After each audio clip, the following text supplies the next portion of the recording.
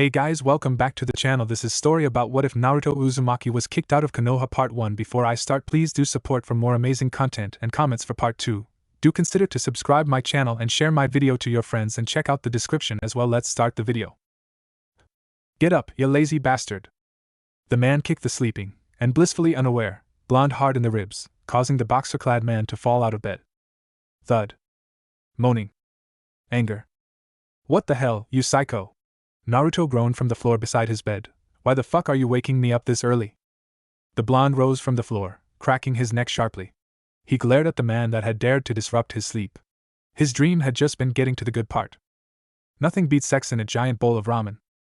The man in question looked much like a beggar that had mugged a rich guy. His hair was unkempt, and the majority of his face was hidden by a large beard. However, his clothes were those of a professional working man. It was the sex and ramen dream again, he stated, smirking at the whiskered blonde. Naruto glowered at him. Tell me what you want or I'll kill you, Kongu, friend or not. It's too early for this shit, Naruto said dangerously, glaring at the wild-haired man. Calm down. You're always so cranky when you... Naruto jumped over the bed at him, procuring a sword out of nowhere. The man named Kongu ducked under Naruto's horizontal swipe and flipped forward into a handstand, attacking with the blades hidden in his sandals. The blonde blocked each strike with the flat of his sword before jumping back over his bed. While still in the air, Naruto put his right foot onto the side of the bed and gave it a push, using the momentum to stick to the wall behind him. The bed slid across the floor at the still upside-down man, who used his arms to push off the ground and over the bed. It crashed into the wall loudly, breaking wood. Naruto jumped off the wall while Kongu was still in the air, attempting to thrust his sword into his chest, but he missed as Kongu's feet stuck to the ceiling and he crouched. Pulling a kunai out of his sleeve, Kongu made to stab the now seemingly defenseless blonde in the face. Naruto saw the kunai come closer and closer to piercing the space between his eyes, as if it were in slow motion. But then, suddenly, there was a bright glint of steel accompanied with the sound of rushing wind. It left as soon as it came, and before he realized it, Kongu fell from the ceiling with multiple cuts all over his body and Naruto's blades sticking out of his chest. Naruto scoffed as he wrenched his sword out of the dead man's chest and flicked the lingering blood off of his sword. TCH bitch, waking me up for this shit, he muttered, as he surveyed the damage to his room. It looked as if a mini tornado had swept through it. The destroyed bed had done most of the damage to the wall, but there were scratch marks from his sword as well. And there was blood all over the floor, having leaked from Kongu's body. Fuck. I can't even go back to sleep, he snapped out angrily. Look what you did, you bastard. Naruto kicked the body of the dead man a few times before spitting on it. Sighing in annoyance, he walked over to his slightly scratched dresser and pulled out his usual outfit, which consisted of a tan hakama that was cut off past the knees, and a very loose dark red gi. After quickly slipping on his clothes and his geta, Naruto sheathed his tsurugi into a scabbard before slinging it over his back. He gave himself a once-over in the broken mirror, shit, that's 7 years bad luck, before exiting. As Naruto left the room, it never crossed his mind that it was in fact him that had done practically all the damage to the room, and not the man whom he had murdered. After all, it was easier to blame shit on dead people. It wasn't like they could defend themselves. He was prepared for it as he walked into the bar. Naruto! What the hell was that ruckus up there? She screamed at him. Up there was his apartment. When he had first arrived in this town over a year ago, the then 18-year-old Naruto didn't have any place to stay. He had only a little money, so he had gone to the bar to perhaps drink it away before wandering away again. Right then and there, Saya, the now 17-year-old owner of the bar and the girl who was currently screaming at him, had kicked someone out from the second apartment above the bar for making too much noise and trying to perv on her. It had happened at the most opportune of moments, so Naruto had made Saya a deal that she couldn't have possibly refused. Saya, being as stubborn as she was, refused him. Then, without complaint, Naruto left town for a couple of days, killed a few A-rank missing nin, collected their bounties, and went back to the pretty brunette with the evidence of his strength. Needless to say, Saya accepted his deal wordlessly, having been shocked into silence. Naruto had become Saya's personal ninja in exchange for room and board, as well as 70% of the bounties. It eventually extended to the entire town of Furu. It was like a hidden village with only one ninja. In the end, it worked out for everybody, but much to Saya's dismay, Naruto was perhaps even louder and more perverted than the last resident. She, like most women, hated perverts, and was always in a sour mood when Naruto would decide to go to one of the local brothels or bring a woman home. Saya, apparently, had decided that there was no such thing as a worthy man and that she would die a virgin. So far, she was actually making good progress. Naruto privately thought that it helped that Saya was batshit strong, and no sane man that knew her would try to get laid with her.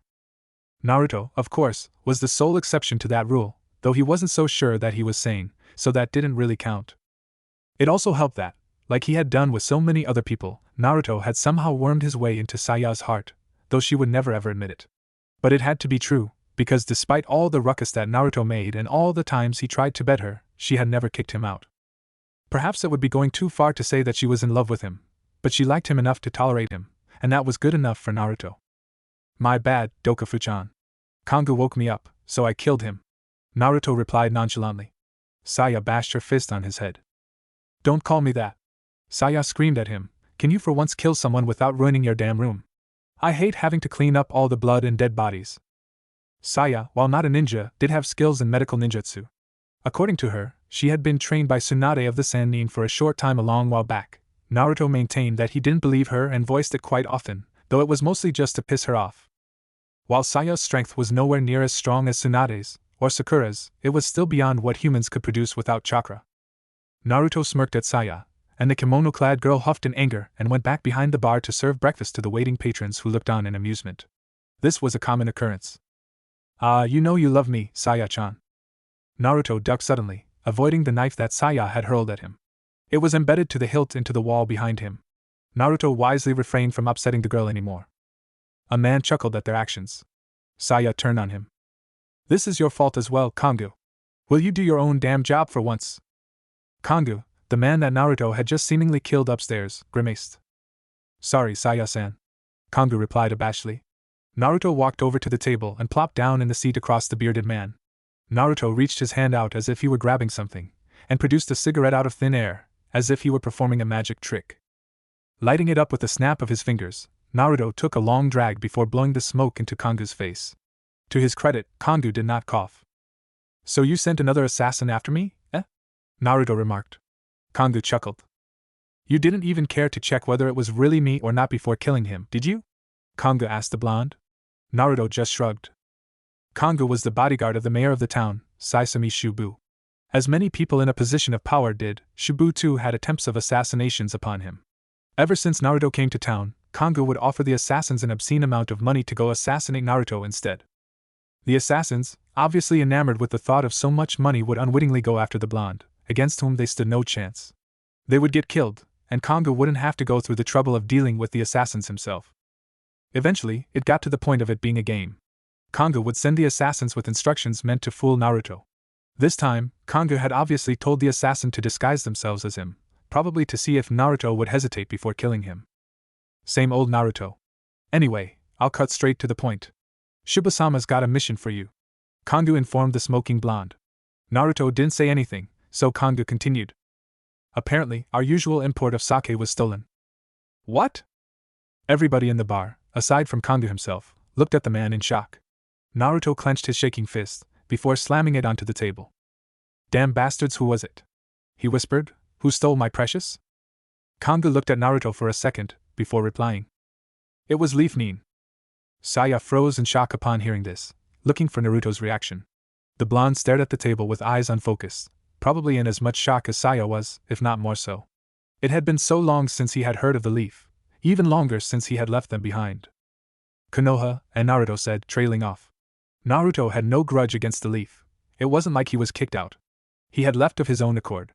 Thankfully, Tsunade was still Hokage and had only given him a C-rank bingo book rating, and had never even sent Hunter Nin after him either. It had saved him some trouble. That didn't stop his friends from coming though, but he had kept avoiding them until, slowly, they started giving up. Naruto sighed sadly, and Saya looked at him worriedly as the rest of patrons continued to mutter about the loss of their precious sake.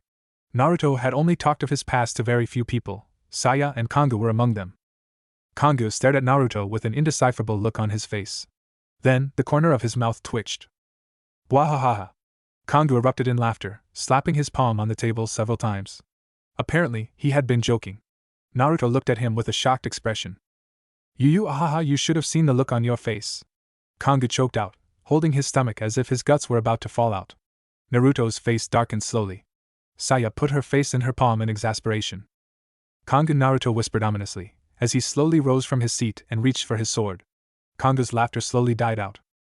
You fucking bastard. Ah. Naruto. If you break anything, I'll kill you. Missing Nin from IWA, eh?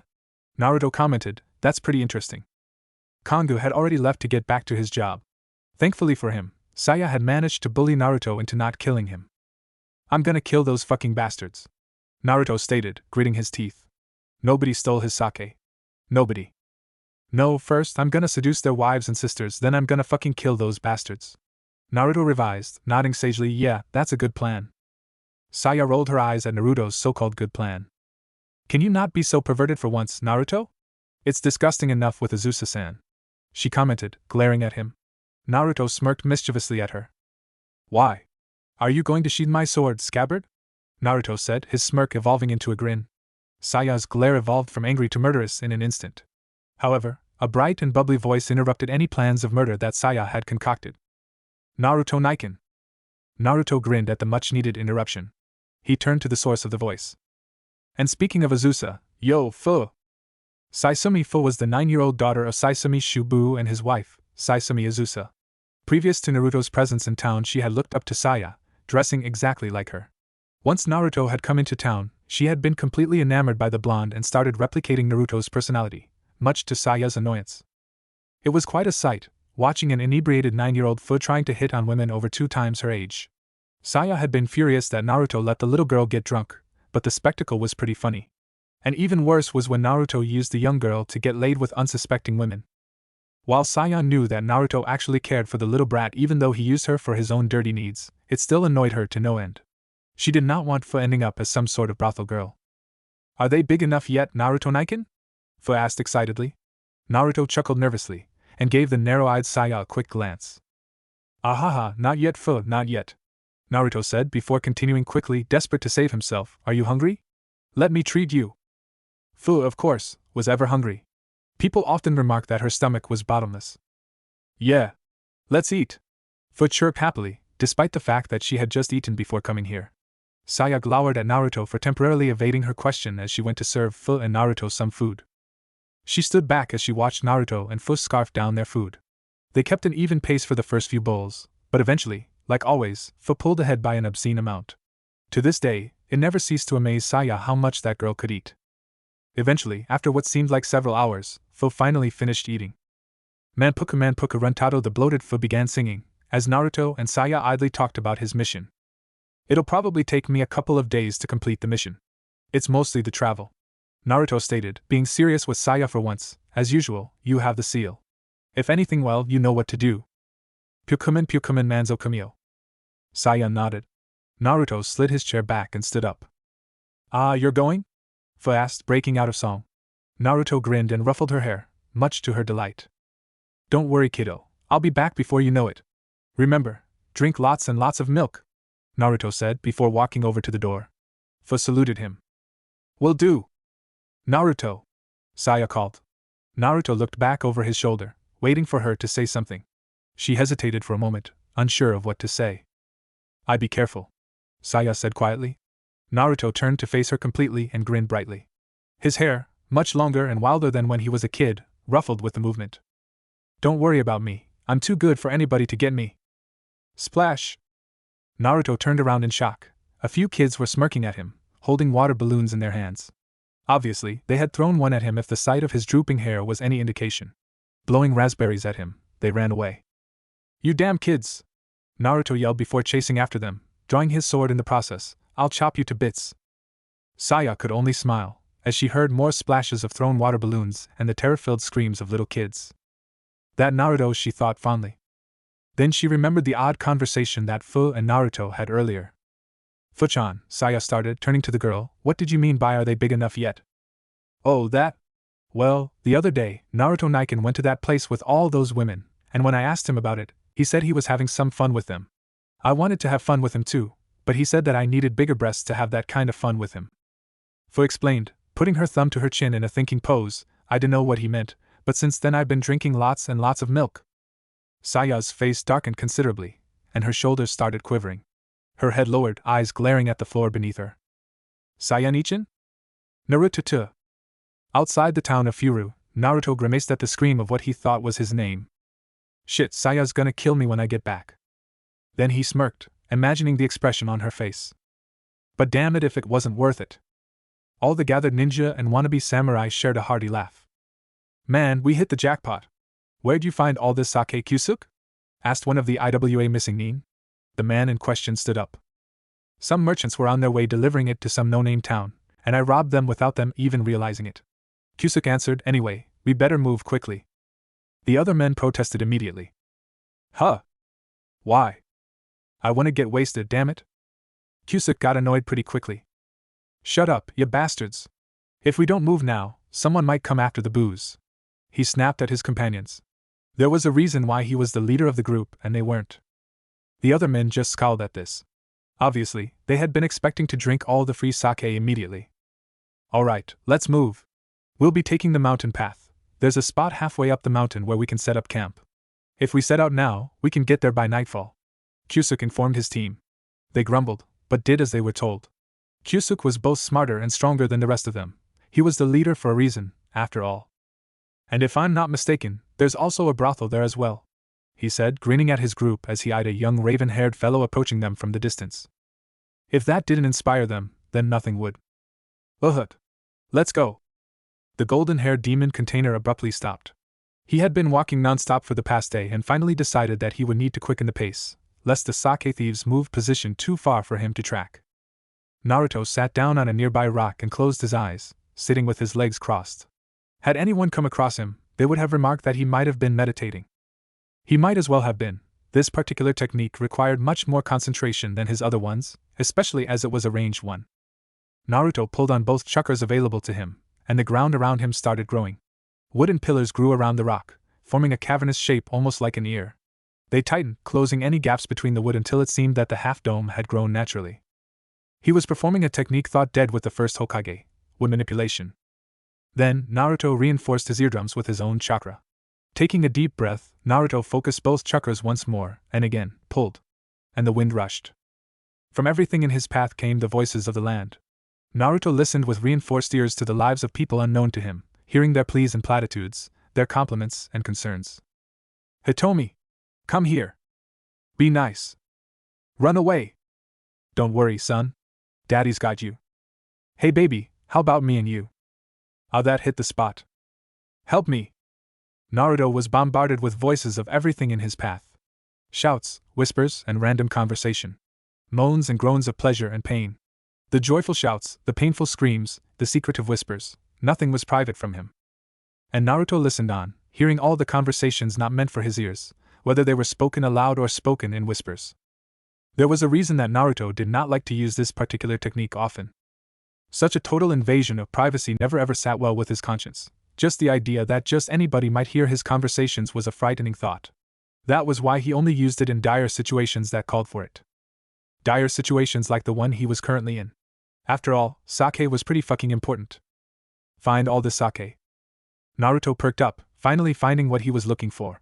Focusing the yang chakra of the Kyuubi again, Naruto once more pulled on the wind, concentrating on the area from where he had heard of the stolen sake. Naruto waited once more as the wind carried the echoes of his targets. Taking the mountain path. The blonde-haired ninja's eyes snapped open, finally finding the information that he was looking for. Judging by the time it took for the echo to get here, I'd say that they're still about 4 hours away, Naruto thought to himself. I'll have to use the giant toad leap. The giant toad leap was a technique that Naruto had devised based upon watching some of the larger toad summons leap around. Naruto had designed it to help traverse long distances in a short amount of time. Basically, it saved him the need to summon one of the larger toads for simple travel. However, this was another technique that he rarely used, as it was often quite dangerous, not to mention taxing on his body. The giant toad leap required a lot of chakra and had a great amount of momentum. The first time he had tried it, Naruto had forgotten to keep his legs reinforced as he landed. He had broken both his legs. Saya had nursed him back to health within a few weeks, which Naruto was thankful for, but the experience had been extremely unpleasant. Saya was pretty good, but she was no Tsunade. There was also the fact that once Naruto was in the air, he couldn't control where he landed unless he found an obstacle in the air. If he landed someplace disagreeable, he'd have to deal with it. That, of course, didn't mean that Naruto didn't have ways to avoid such problems. With enough focus, he could slightly alter the course of his landing using the wind to push him, but again, the technique was difficult enough without all these extra factors, so he only used them when he needed to. Naruto climbed to the top of a large tree, using the basic chakra control exercise to stick to it. Once at the top, he was left impossibly standing on the extremely thin branches that shouldn't have been able to support his weight. Gazing into the distance, he tried to get an accurate measure for where he wanted to land. Far away, Naruto saw a few mountains, with one that had a small building structure halfway up, and he decided to land near the base of that particular mountain. Then he could climb up to that building, and seek refuge before catching up to the sake thieves. Jumping back to the ground, Naruto readied himself. Forcing an enormous amount of chakra to his legs, Naruto bent his knees before pushing off the ground as hard as he could, tearing it up in large pieces as he left it behind. Leaving behind an enormous amount of debris of toppled trees and fractured dirt, Naruto was immediately sent sailing off into the sky above the entire forest. The wind slapped at his face and breathing became harder than usual, so Naruto had to hold in his breath. Naruto had to narrow his eyes in order to see where he was going. The wind was roaring in his ears, preventing him from hearing any other sounds. Naruto had to resist the urge to scream. It wasn't because this wasn't enjoyable. There was a certain degree of delight about flying through the air as he currently was, but he remembered the first time he had decided to scream in joy. The wind had filled his lungs rather quickly, and breathing had become quite impossible for the terrified blonde. Needless to say, it had been an extremely distasteful experience, something which Naruto wanted to avoid experiencing again. He watched with narrowed eyes as the distant mountains came closer and closer, becoming bigger than Naruto had realized they were. And soon enough, Naruto had started his descent to the ground. The earth below came closer at an alarming rate as he readied himself for collision. Making the ram's seal, Naruto directed wind towards the ground, as if trying to push it away. This would slow his descent to a point where he wouldn't splatter upon hitting the dirt. As soon as Naruto impacted the grassy ground, he went straight into a roll to lessen the impact even more. He could have reinforced his legs with chakra and landed straight up, but bones could still break and he'd rather not risk it. When he stopped rolling, Naruto shakily rose to his feet with a grimace on his face, his hands absent-mindedly swiping dirt off his clothes. I hate using this technique. My clothes take forever to clean, Naruto thought, before looking up at the mountain. He couldn't make out the structure that he had seen from the distance, but it had been about halfway up the mountain, as he had glimpsed on his way down. That giant toad leap used a lot of my chakra, I guess there's no other way around it. With a sigh, Naruto began to climb. Sake, what'd I do for you? Saya-nichin?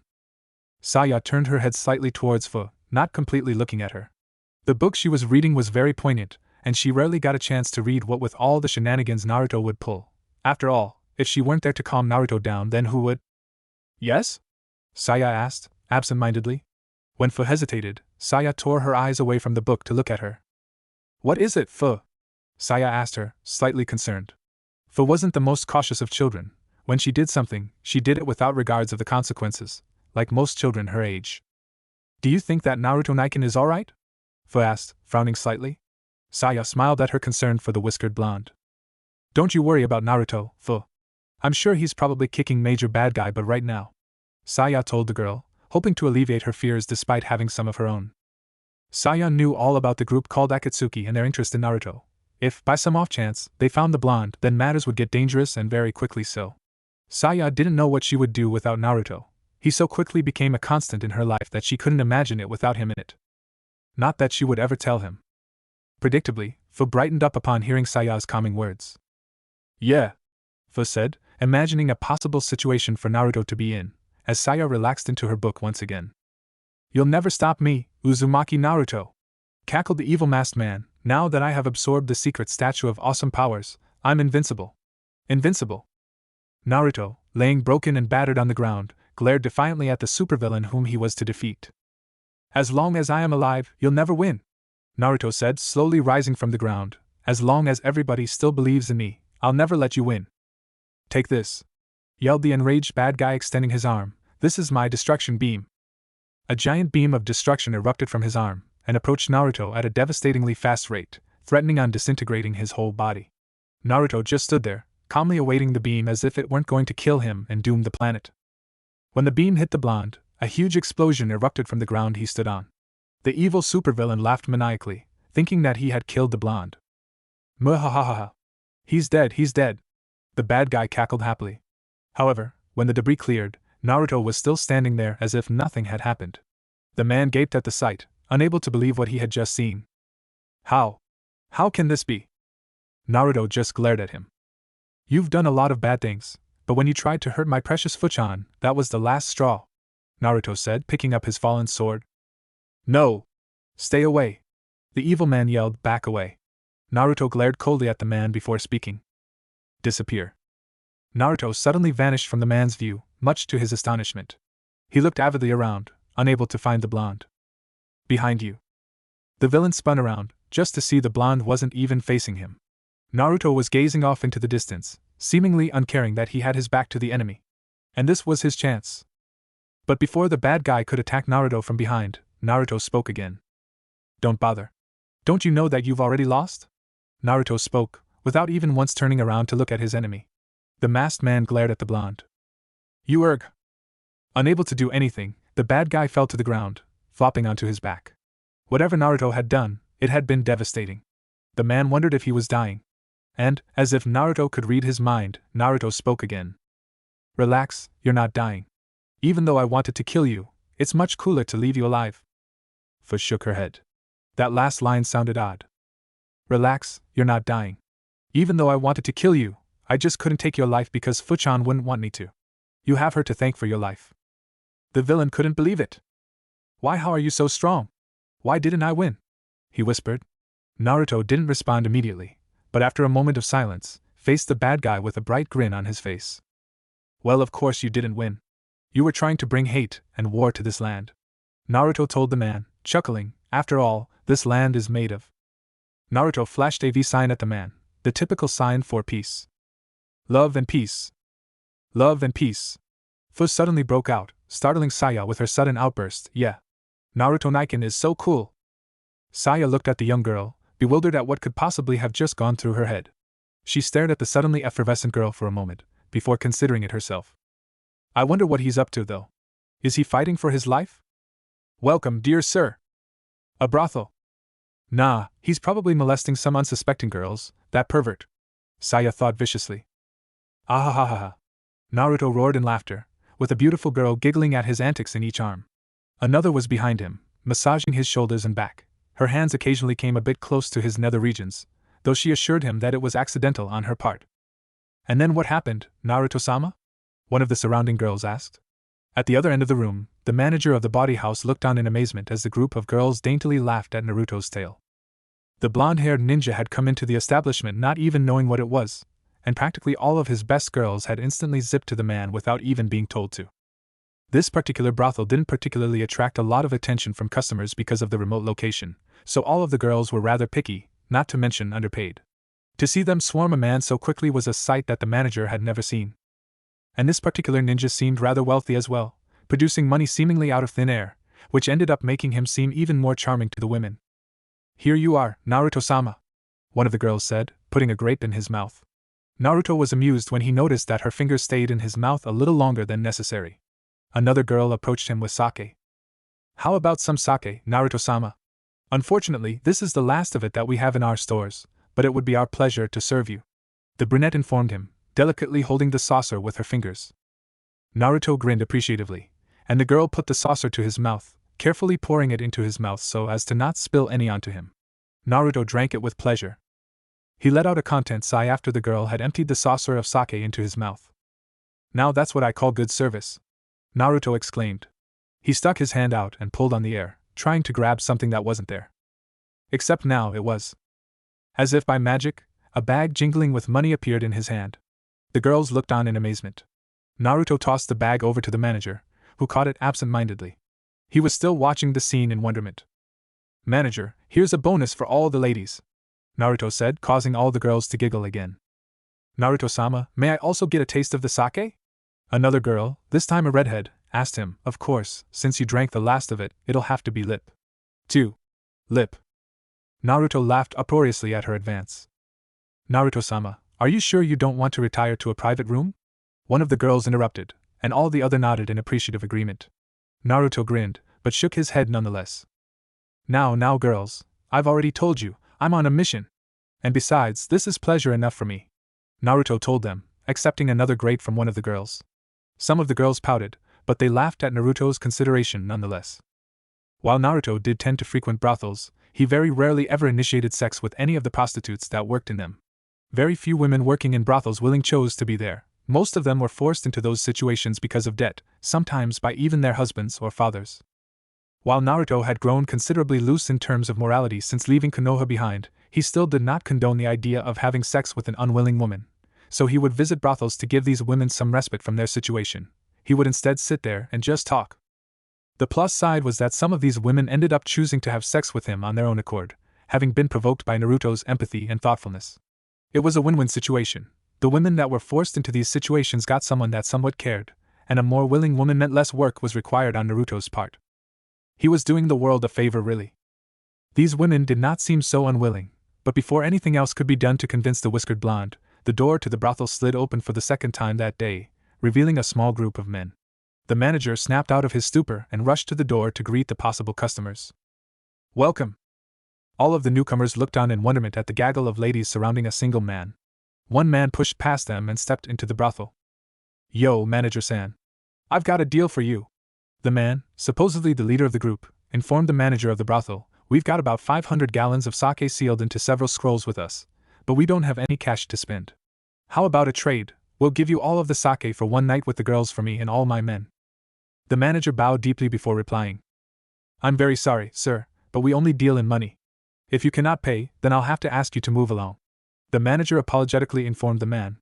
Naruto perked up at the man's offer. 500 gallons? Where did you get 500 gallons of sake? He asked curiously. One of the men grinned.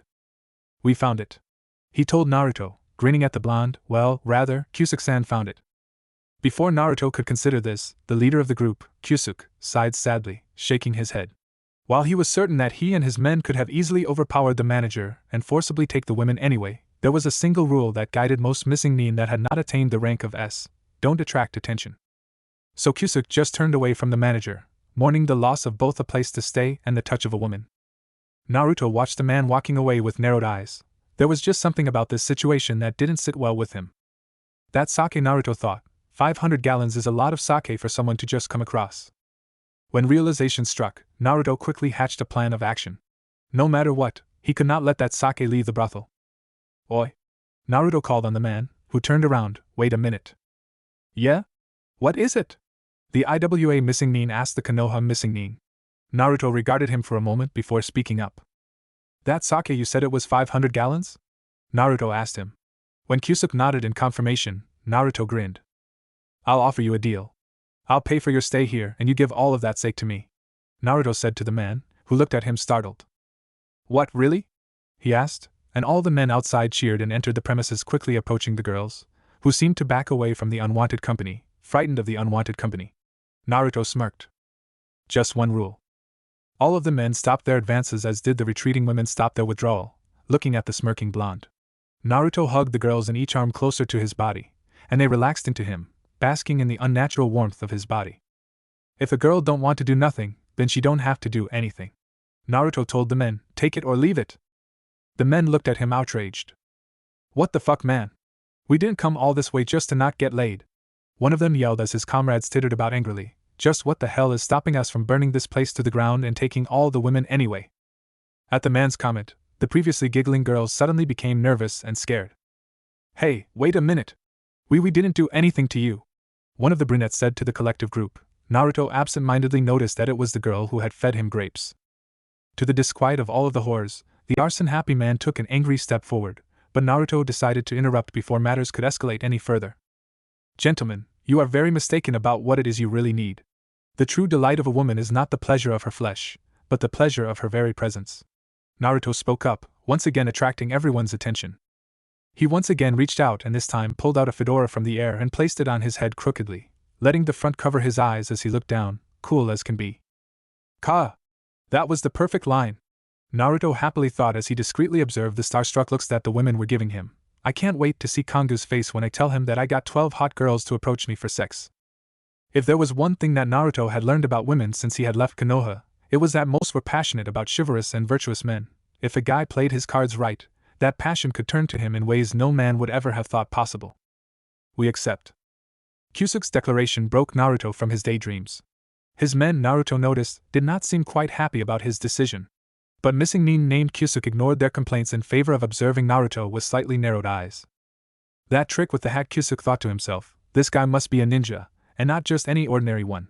His lack of worry is also troubling. If I'm right, we wouldn't survive a fight with this guy. Naruto just stared back at Kyusuke curiously, not giving any notion that he was capable of reading minds. Because he wasn't.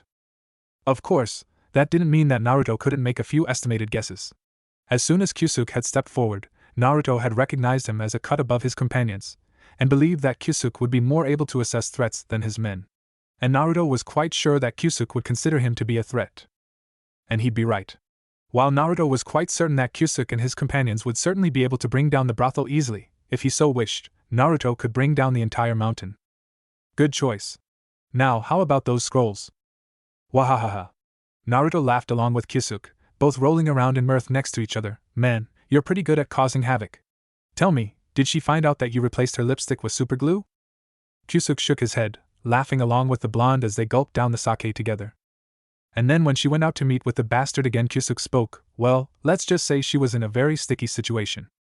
Naruto and Kyusuke roared in laughter at the bad pun.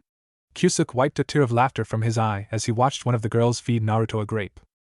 Even after they had made the deal, none of the girls had been willing to sleep with him or any of his men, much to their disgruntlement, but Naruto had persuaded some of the girls to be a bit more courteous. Even with Naruto's insistence, the brothel workers had still been stubborn about not leaving the blonde, but after Naruto promised to retire to a more private setting with all of them at night, they had suddenly become enthusiastic. Kyusuke had no idea how Naruto had done it, but the blonde had somehow switched the role of men and women in the affairs of carnal desire. It was usually a power that women held over men, but these women ached for sex with the whiskered blonde instead. Well, it was a pretty embarrassing situation for both of them, Kyusuke said, finishing both his story and his bottle of sake, but I think she got the proper punishment for cheating on me. I do feel kind of sorry for the guy though. I heard that the doctors had to rip the skin from his. Naruto and Kyusuke simultaneously winced at the unwanted image that had crossed their minds. Naruto shook his head as if trying to rattle the disturbing thoughts out of his head. He slowly looked around the room, watching as the men were futilely trying to coerce the brothel girls into intimate relations, all while drinking away Naruto's sake. If Naruto had been less inebriated and more of clearer mind, he might have noticed something was wrong with this picture, but he ignored the odd feeling of impending doom in favor of drinking the delicious sake that a black-haired girl was offering him. Ha ha ha, yeah, I stole this sake from a shipment for S hometown called Furu or something, Kyusuke told the blonde, barely awake. Naruto giggled. Hey, don't you mean you found it? He replied, and both he and Kyusuke erupted in laughter. The girls that were currently in charge of feeding Naruto grapes and serving him sake tittered at Naruto's lame joke. But that sh kinda odd. I'm from a town called Furu, and our sake's been stolen. Naruto frowned, stroking his chin thoughtfully as if there were something odd about it. What a coincidence. Kyusuke drunkenly laughed at the coincidence. But before Naruto could ponder this happenstance anymore, one of the girls suddenly grabbed onto his arm. He was sufficiently drunk, and would probably not offer any more resistance to their advances. Come Naruto-sama, it's rather late and we'd best be getting to bed, the girl said, speaking to the blonde in a sultry tone. All of the girls gathered once more, crowding around the blonde in anticipation of a long night. But before he was led away by the enamored women, Naruto spoke out once more. Wait, I wanted a picture. Me and all the girls. Naruto slurred, Oi, manager Saiyan. The manager came into the room, wearily looking at the blonde. Yes? Picture? The manager raised a single eyebrow. And do you have a camera? Naruto frowned at his question before patting down his clothes. Now where did I put it? Oh, right. Naruto exclaimed, snapping his finger in realization. He pulled a camera out of the air and handed it to the manager, who was no longer awed by Naruto's tricks, having seen them many times throughout the day. As the manager aimed the camera at the blonde, the girls gathered around him, eager to get in the photo. There was a girl on each side kissing his cheek, while one was standing behind him with her lips on his neck. The other girls sandwiched them in, all trying to rub against the Jinchuriki in some manner, resulting in a very tight cabal with a very blonde Naruto in the middle. Banzai! Naruto cheered with a large grin on his face, giving the camera a victory sign. Banzai!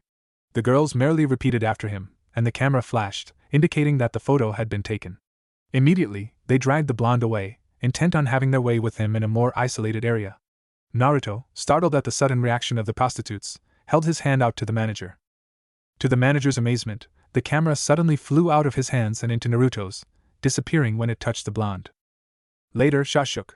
Naruto called, before completely being forced out of the room, but Kyusuke had already passed out cold, and so was unable to respond. Far away, Uchiha Sasuke smiled, using a hand seal to dispel the technique that he had cast upon the IWA missing Nin. You've done well for yourself, Naruto. Hulula. My head.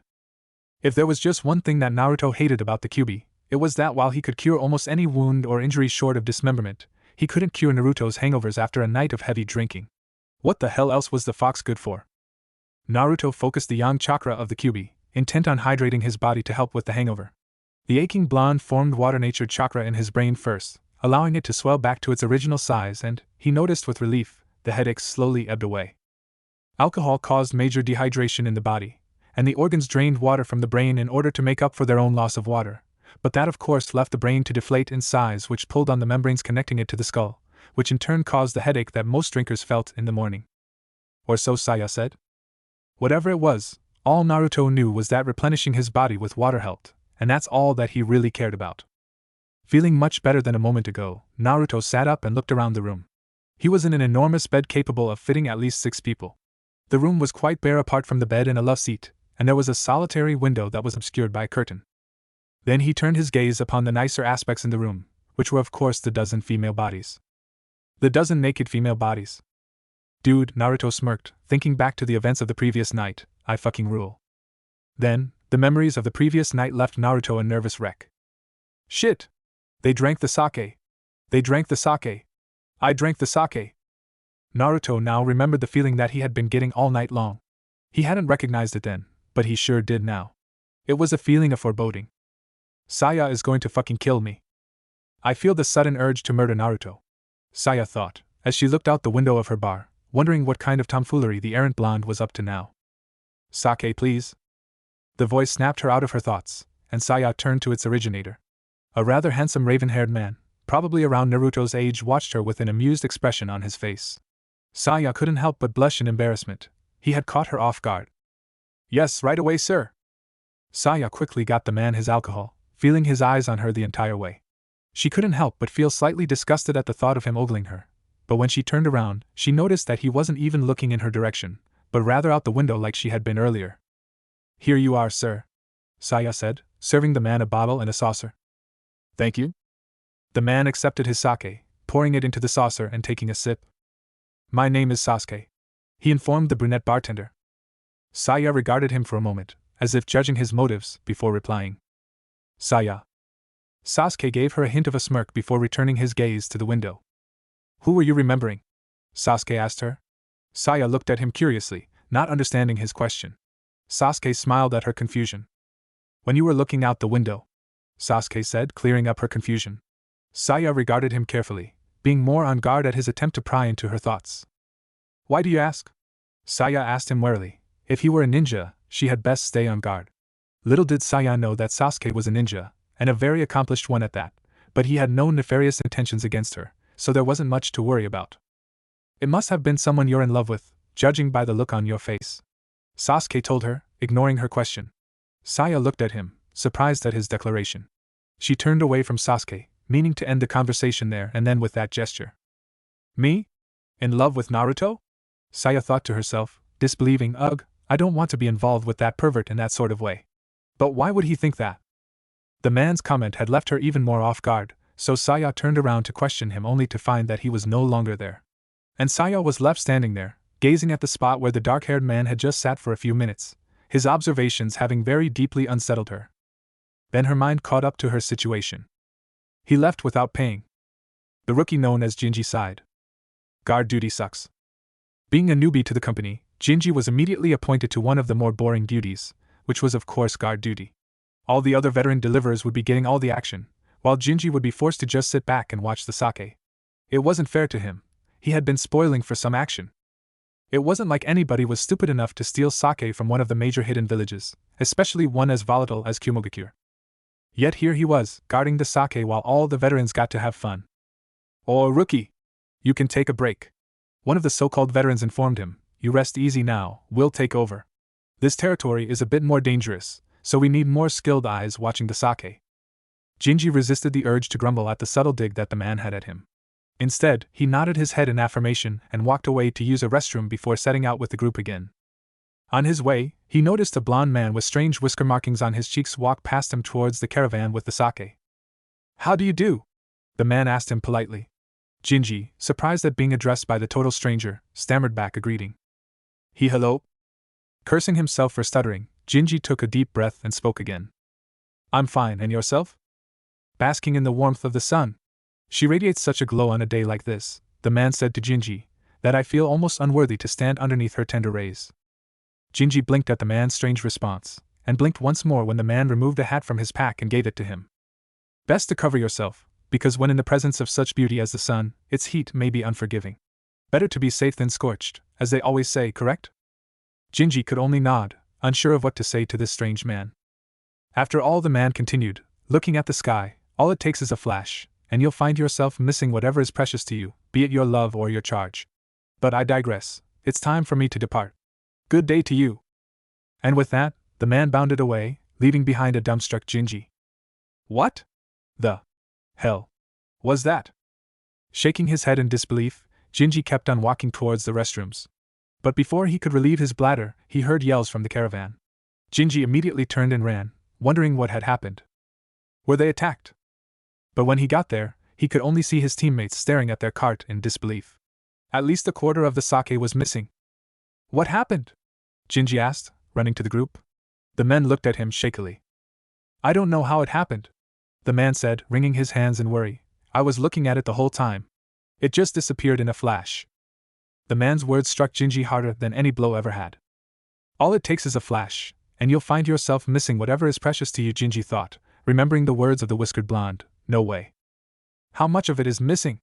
Jinji demanded, and the men were too shaken to rebuke the rookie's stipulation.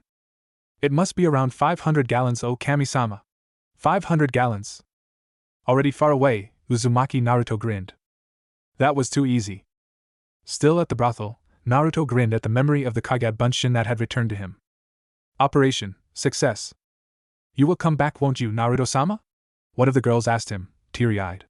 Kyusuke and his group had already departed, and soon it would be Naruto's turn to go. While he wouldn't mind staying, Saya's anger would be fearsome if he didn't return on time. I'll try, girls, I'll definitely try. Naruto told them, if I'm ever in the area, I'll be sure to drop by. Are you sure we can't come with you? Another girl asked him, gaining murmurs of agreement from her fellow prostitutes. They had requested this earlier as well, almost giving the manager a heart attack, but Naruto had gently shot down the idea. Not this time, girls. I'm going to have to travel really fast, and as much as I'd love a slower and more pleasurable trip, I can't afford to be late. Maybe next time? Naruto told them, trying to calm them down. If there was one thing that didn't mix, it was Naruto and over-sentimental girls. Outside of sex, that is. Well, I'd better set out. See ya. Naruto took a leap off the mountain, much to the shock of the girls, but he gently sailed the grassy ground below, relieving them of their worry. Looking up at the mountain, Naruto noticed that neither the girls nor the brothel were visible, so he ran away towards Furu. Once he reached a forest, the blonde Jinchuriki immediately leaped to the trees, jumping from branch to branch in order to travel faster. As he sailed through the forest, the blonde did not notice a pair of rather feminine eyes that regarded him with shock and recognition. That was Uzumaki Naruto. Naruto? Naruto turned to look at his female bedmate, eyebrow raised in question. Yeah? Have you ever been in love before?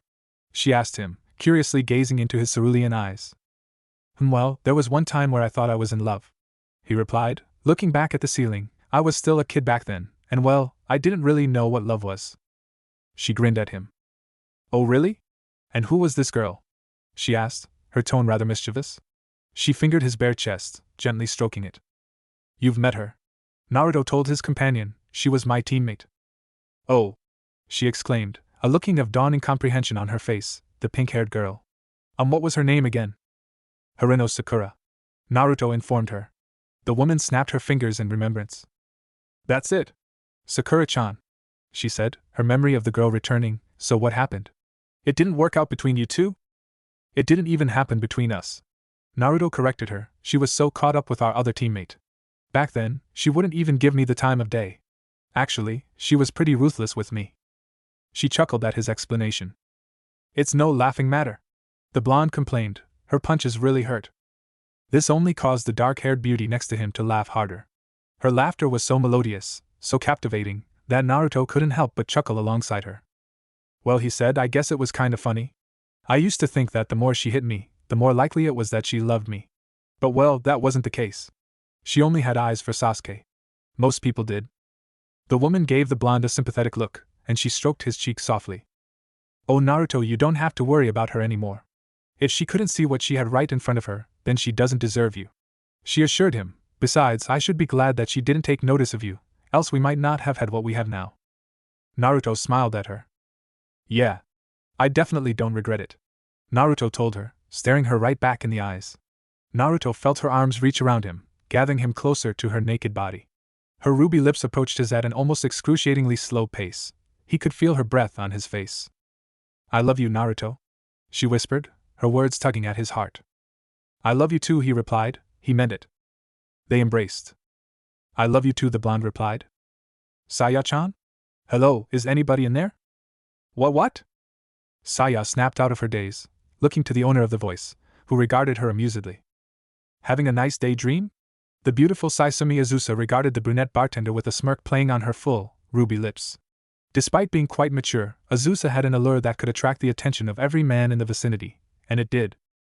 Rather than the downright and typically sexy look that most younger women went for, Azusa instead retained a sense of dignity and sensuality that not just any woman could achieve. She carried herself with an air of nobility, dressed modestly yet still looking like royalty. One look at her, and one's senses just screamed experienced.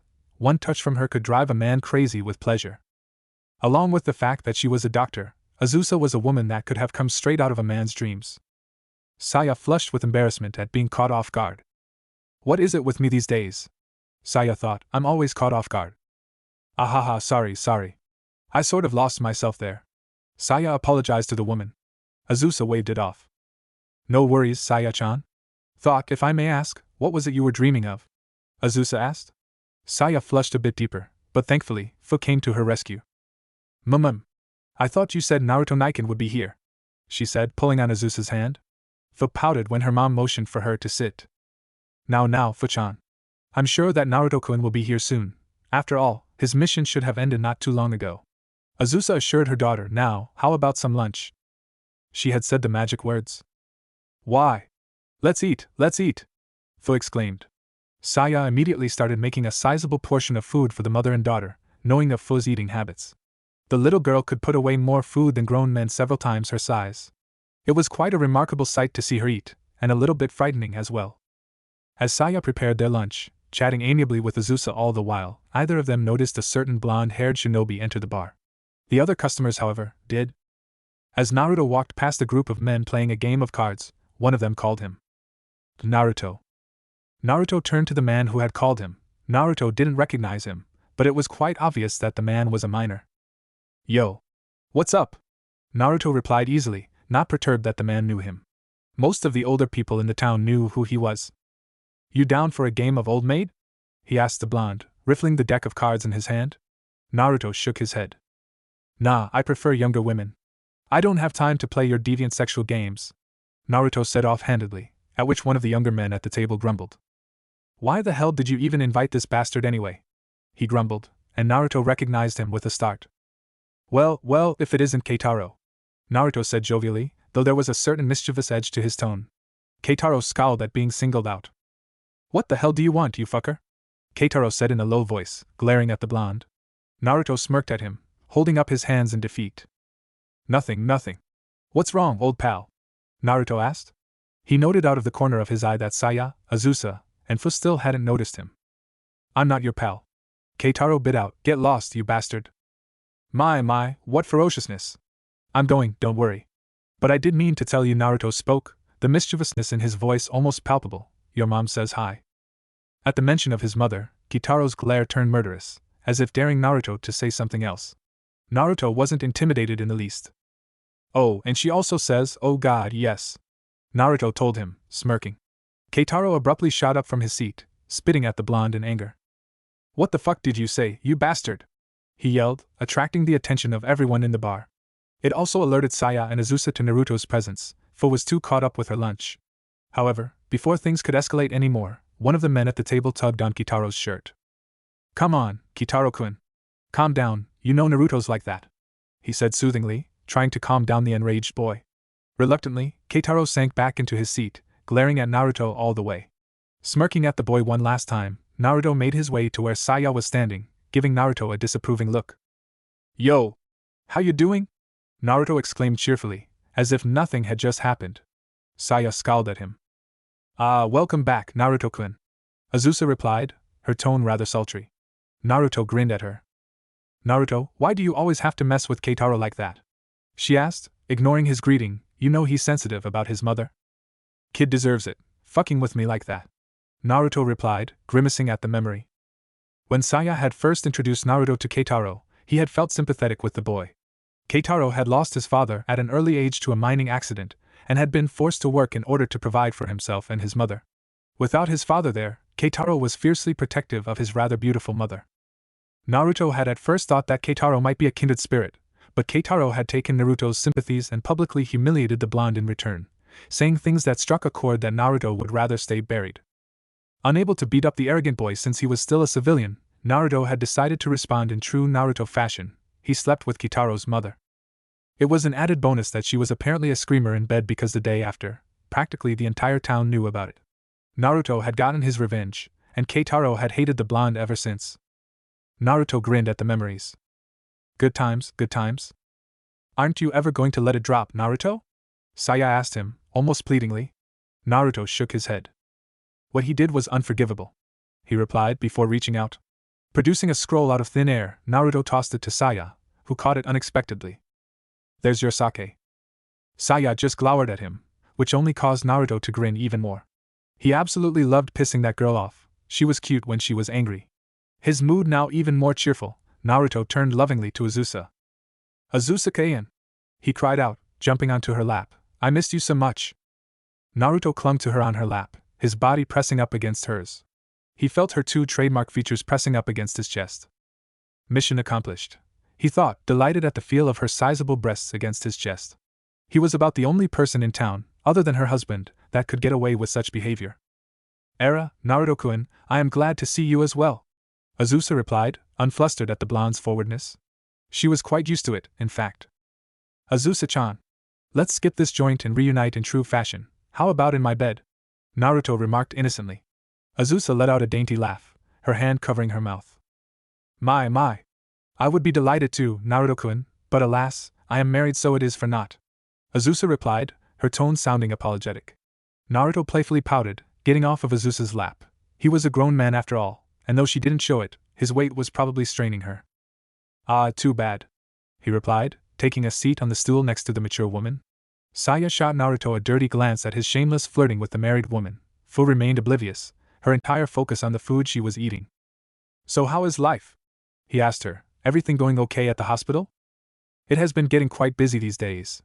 Azusa told him, sighing wearily. We've been experiencing a sudden boom in patients. Want me to help out? Naruto asked. Naruto had volunteered at the local hospital several times before, especially during times like these where there was an influx of patients. Most people that didn't know him too well thought that he was being humanitarian when really, he was just hoping to play doctor with a hot patient. Or a hot nurse. Or a hot doctor. It didn't really matter which, as long as the woman was hot. No, I wouldn't want to trouble you like that, especially since you've just returned from your mission. Azusa hurriedly told him. Moreover, the last time you rendered us your help, there was quite a bit of trouble. Do you not remember what happened last time? Naruto gave her a confused look, as if he had no clue what happened last time.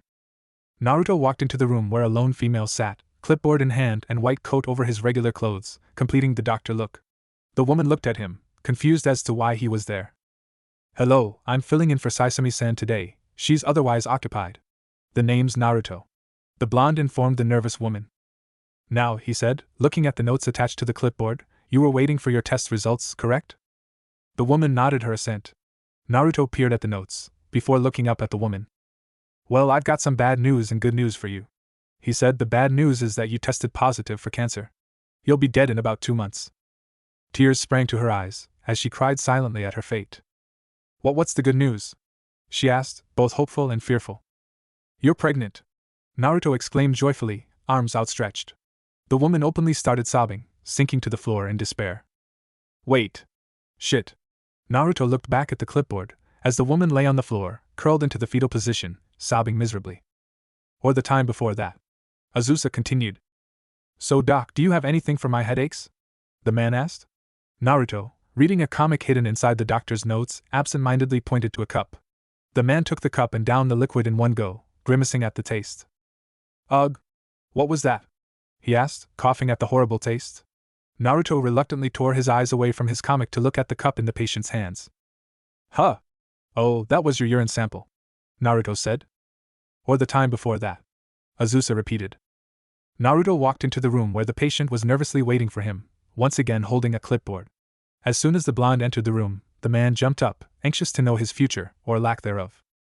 So how is it, doc? Do I have cancer? The brown-haired man asked him, his face twisted in fear and apprehension. Naruto, who had looked quite disgruntled as he walked into the room, immediately brightened. Well, hold your hand in front of your face, and if it's bigger than your face, then you have cancer, Naruto informed him. The man looked at the whiskered blonde skeptically. I thought that was just a myth, the man said, but did as instructed only for Naruto to shove his hand into his face. The blonde erupted in laughter. Wahahaha! I can't believe you fell for that, Naruto roared in laughter, slapping his knees in hysterics. The patient just stared at the blonde in disbelief, even as Naruto's laughter slowly died away. The two were left regarding each other in an awkward silence. Naruto glanced at the clipboard in his hand before looking back at the man, breaking the silence. You have 30 days to live. As well as the time before that, Azusa repeated once more. Ack. Doc, I've got something in my eyes. It won't come out, the man cried out painfully, holding his hand to his face. Quick! Naruto exclaimed hastily, stop, drop, and roll. The man dropped to the floor, rolling around in pain. It isn't helping, he shouted, still rolling around in vain. Naruto gave him a confused look. You didn't ask for help, he replied. And the time before th. Alright. Naruto cut in, ending Azusa's tales of his ineptitude and tomfoolery as a substitute doctor. Yeesh, I was only trying to be funny. I think the world could do without your kind of help, Naruto, Saya said, glaring at the blonde. Naruto noticed that she seemed to be in a foul mood, well, a fouler mood than usual. Yes, the hospital has received a few lawsuits since you've volunteered there, Azusa said, still smiling as if all was right in the world. Naruto rubbed the back of his head sheepishly.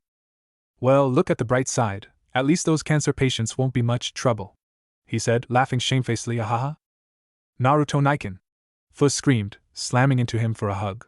And judging by the darkening look on Saya's face, it was right on time. The girl had a knack for being right on time. It'll be a useful ability when she's older, Naruto mused jokingly. Hey Squirt! How you been? Naruto asked, picking her up and settling her in his lap. Bored, she exclaimed, I was waiting for you to come back the whole time. Naruto laughed, and began tickling the girl's sides, inciting her to laugh uncontrollably. Out of the corner of his eye, he saw Saya watching them with a small smile on her face. Phew, you miraculous child, Naruto thought fondly, you've saved my life yet again. Well, now that I'm back, what are you gonna do? He asked her, his tickle attack unrelenting. Fu laughed herself to tears, crying out for the blonde to stop. Deciding to give the girl mercy, Naruto stopped. Immediately, the brunette scrabbled up and put arms around his neck, hugging him again. So what did you get me? She asked him, with all the innocence of a child. Naruto stroked his chin, pretending to think about it. He started, oh, that's right. Naruto snapped his fingers, and he was suddenly holding a questionable item in his hand. Azusa immediately interrupted their conversation. Naruto-kun? You wouldn't happen to be giving my daughter used women's panties, would you? She asked him smilingly, her tone as pleasant as it always was, her head slightly tilted to the side to complete the look. Naruto saw death in that smile. Without a thought, Naruto banished the item away again. Oops, he remarked innocently, wrong item, hee. My bad. Naruto reached out again, and this time, pulled out a safer article of clothing, a children's ninja costume, complete with mask and headband. Here you go, Squirt, he said, giving the young brunette her gift. She snatched it from his hands and hopped away immediately. Yay, thank you, Naruto Naiken, she yelled, running away to most likely dress up in her ninja costume and show off to the other children. You should not spoil her so, Naruto-kun, Azusa remarked, apparently unworried that her daughter was leaving her sight. Naruto shrugged. If I didn't spoil her, then who would? He easily replied. The correct answer was, the rest of the town. However, before their conversation could be continued any further, they heard the noises of a collision near the entrance of the bar. Looking over, they saw Fu on the floor and a rather tall blonde woman looking down curiously at the little girl who had crashed into her. Ah, sorry. Here, the woman said, offering the fallen Fu a hand up. Naruto did not immediately recognize the woman, though he did get an inkling that he knew who she was. A feeling of dread made its way into Naruto's stomach. Fu accepted the woman's hand up. "Thank you," she said, formally bowing, before running around the woman and out the bar. The woman watched her leave with an amused expression on her face before making her way to where Naruto was sitting. As she approached, Naruto realized with a start exactly who this woman was. Oh shit, oh shit, oh shit, Naruto thought frantically. The woman walked to the front, coming closer and closer to Naruto, who had frozen in shock. However, rather than stopping in front of him, the blonde walked right past the demon container and sat down on a stool right next to him. Naruto forced himself to calm down and swiveled back to face the front. "Water, please," the woman asked Saya, who had been observing the scene silently behind the counter. Saya quickly fetched the woman a clean glass of water, setting it in front of her. "Water is free," Saya informed the woman, inconspicuously inspecting her. The blonde was obviously a kunoichi if her forehead protector was any indication, not to mention the various weapons that the woman seemed to carry with her. Saya could also see that Naruto was quite nervous at her presence, meaning that the two knew each other. And as Naruto was a missing nin, and this woman was obviously not, it did not bode well for the blonde. "Thank you," the blonde kunoichi replied softly, and she drank from the glass quietly. Silence descended upon the four. Azusa quietly returned to eating her meal.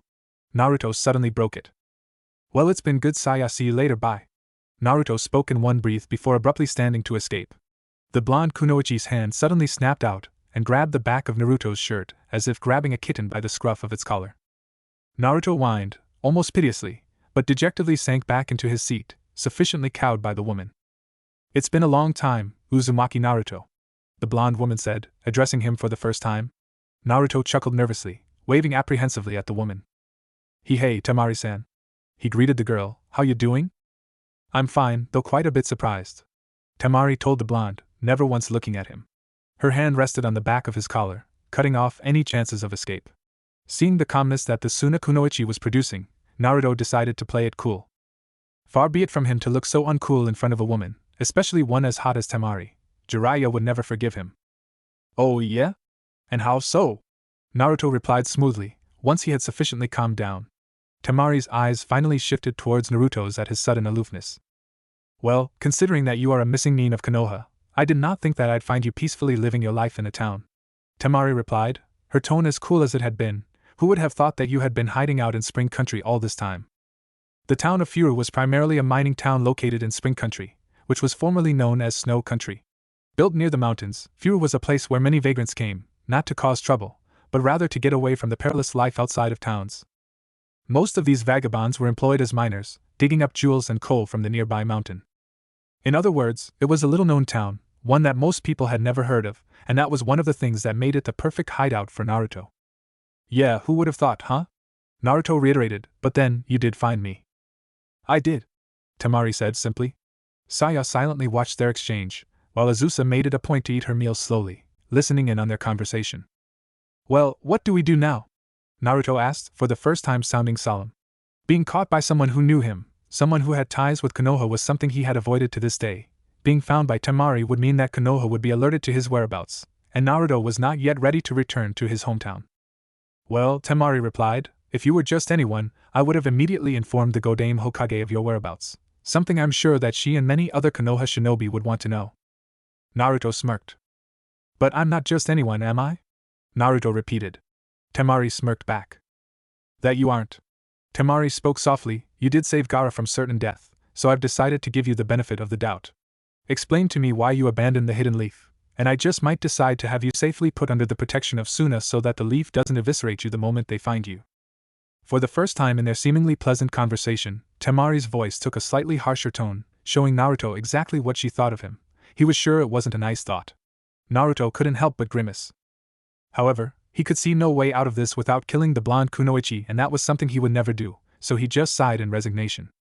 "It's a complicated story," Naruto told her, momentarily glancing at Saya and slightly frowning at the worried look on her face. "It might take a while to explain." "I have lots of time," Temari told him. There was no way that he would be able to get out of this. Naruto simply sighed again before telling his tale, much to the quiet worries of Saya and Azusa. "Saya, some alcohol please," Naruto said, speaking in soft tones, giving Temari a sidelong glance. "For both of us. It'll be easier for me to speak. And it's on me." Temari made no complaints, something that Naruto was glad for. It meant that she would be more tolerating of his tale. He gladly accepted the sake from Saya, giving her a grateful look. Well, to start off, I believe I left Konoha not long after the mission where we retrieved Gaara after the Akatsuki abducted him and Chiyobazen gave her life to revive him. Naruto started. Originally, I had no plans to leave Konoha. Temari looked at him skeptically. Right. And then you just up and left, she said scathingly. Rather than replying to her derisive words, Naruto opted to instead take a swig of the booze that Saya had set in front of him. Naruto absent-mindedly noticed that it was the sake that he had just retrieved on his mission. Saya must have unsealed it when he wasn't looking. He didn't fail to notice that Temari didn't even reach for hers. There was a short silence before Naruto spoke again.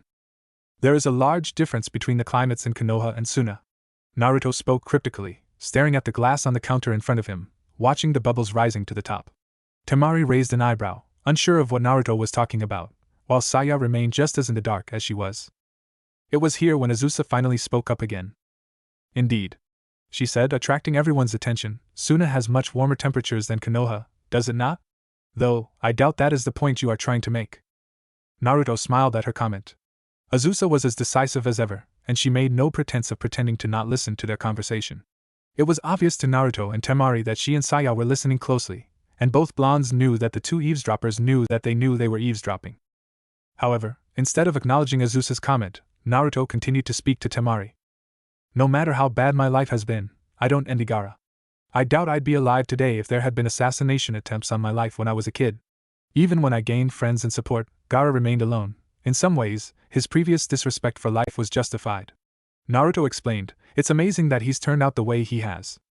For him to take the high road like that protecting the very people that wanted his death, it shows how respectable a person he is. Temari's eyes softened at Naruto's words.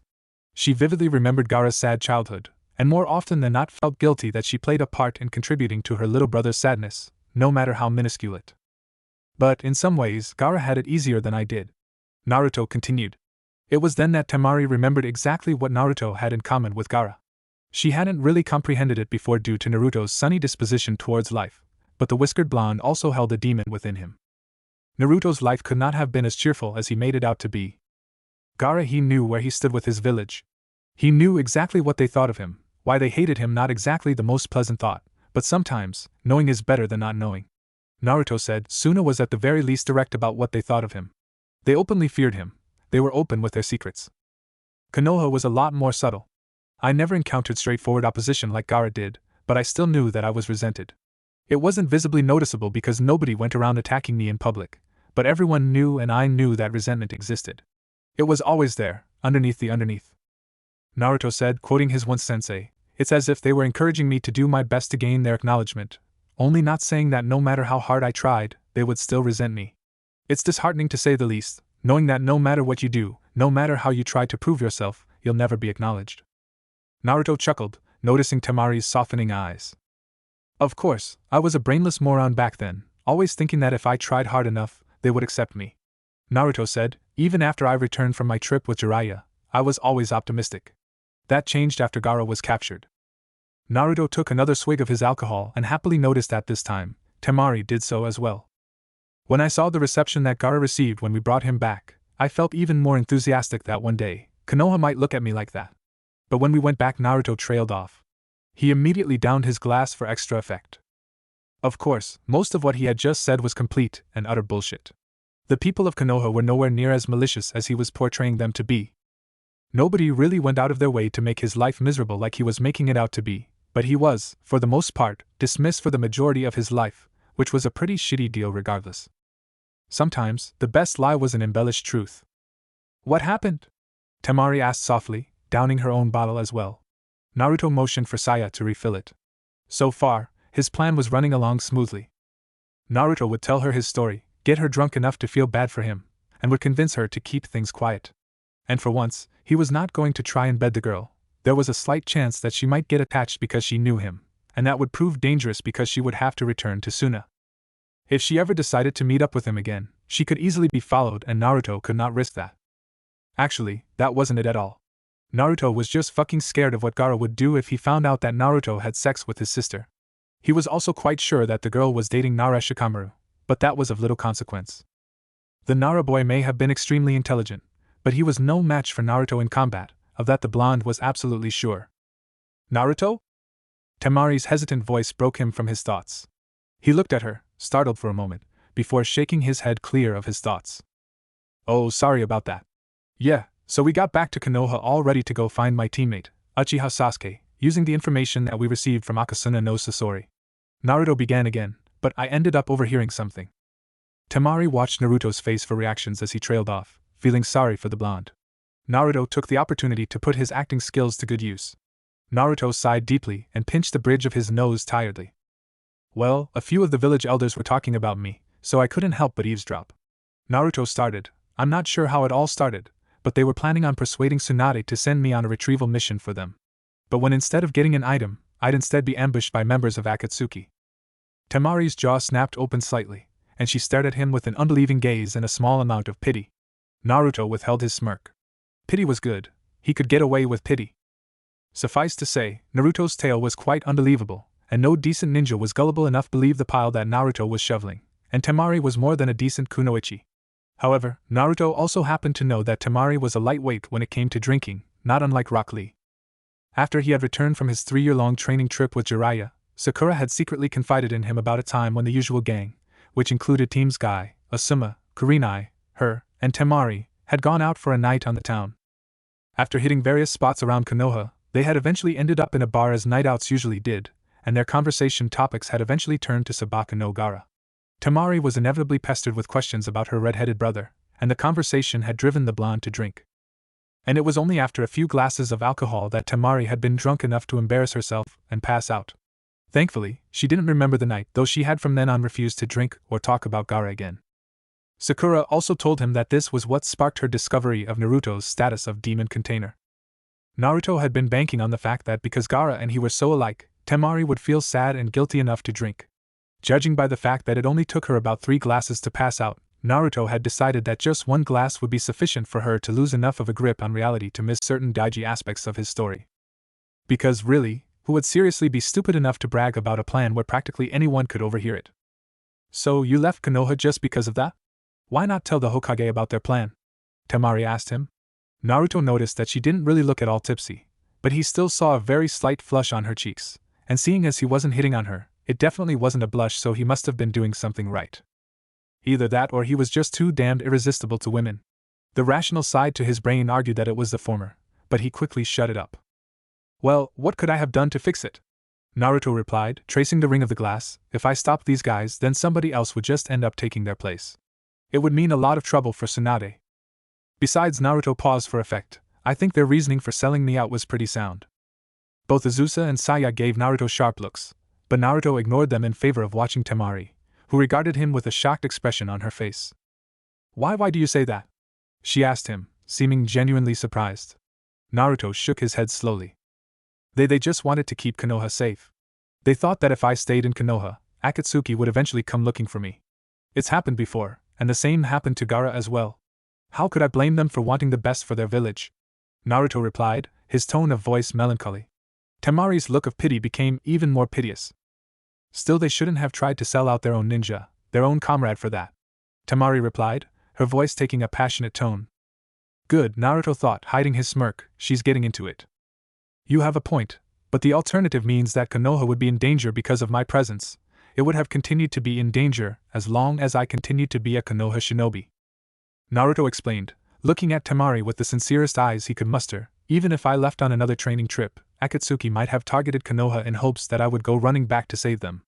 Even though they were after Gara, they still attacked Tsunade to hurt him in other ways. I couldn't let them do that to Konoha. Temari regarded him silently, and Azusa and Saya remained mute as well. There was only a dim murmur of the bar's other patrons in the background.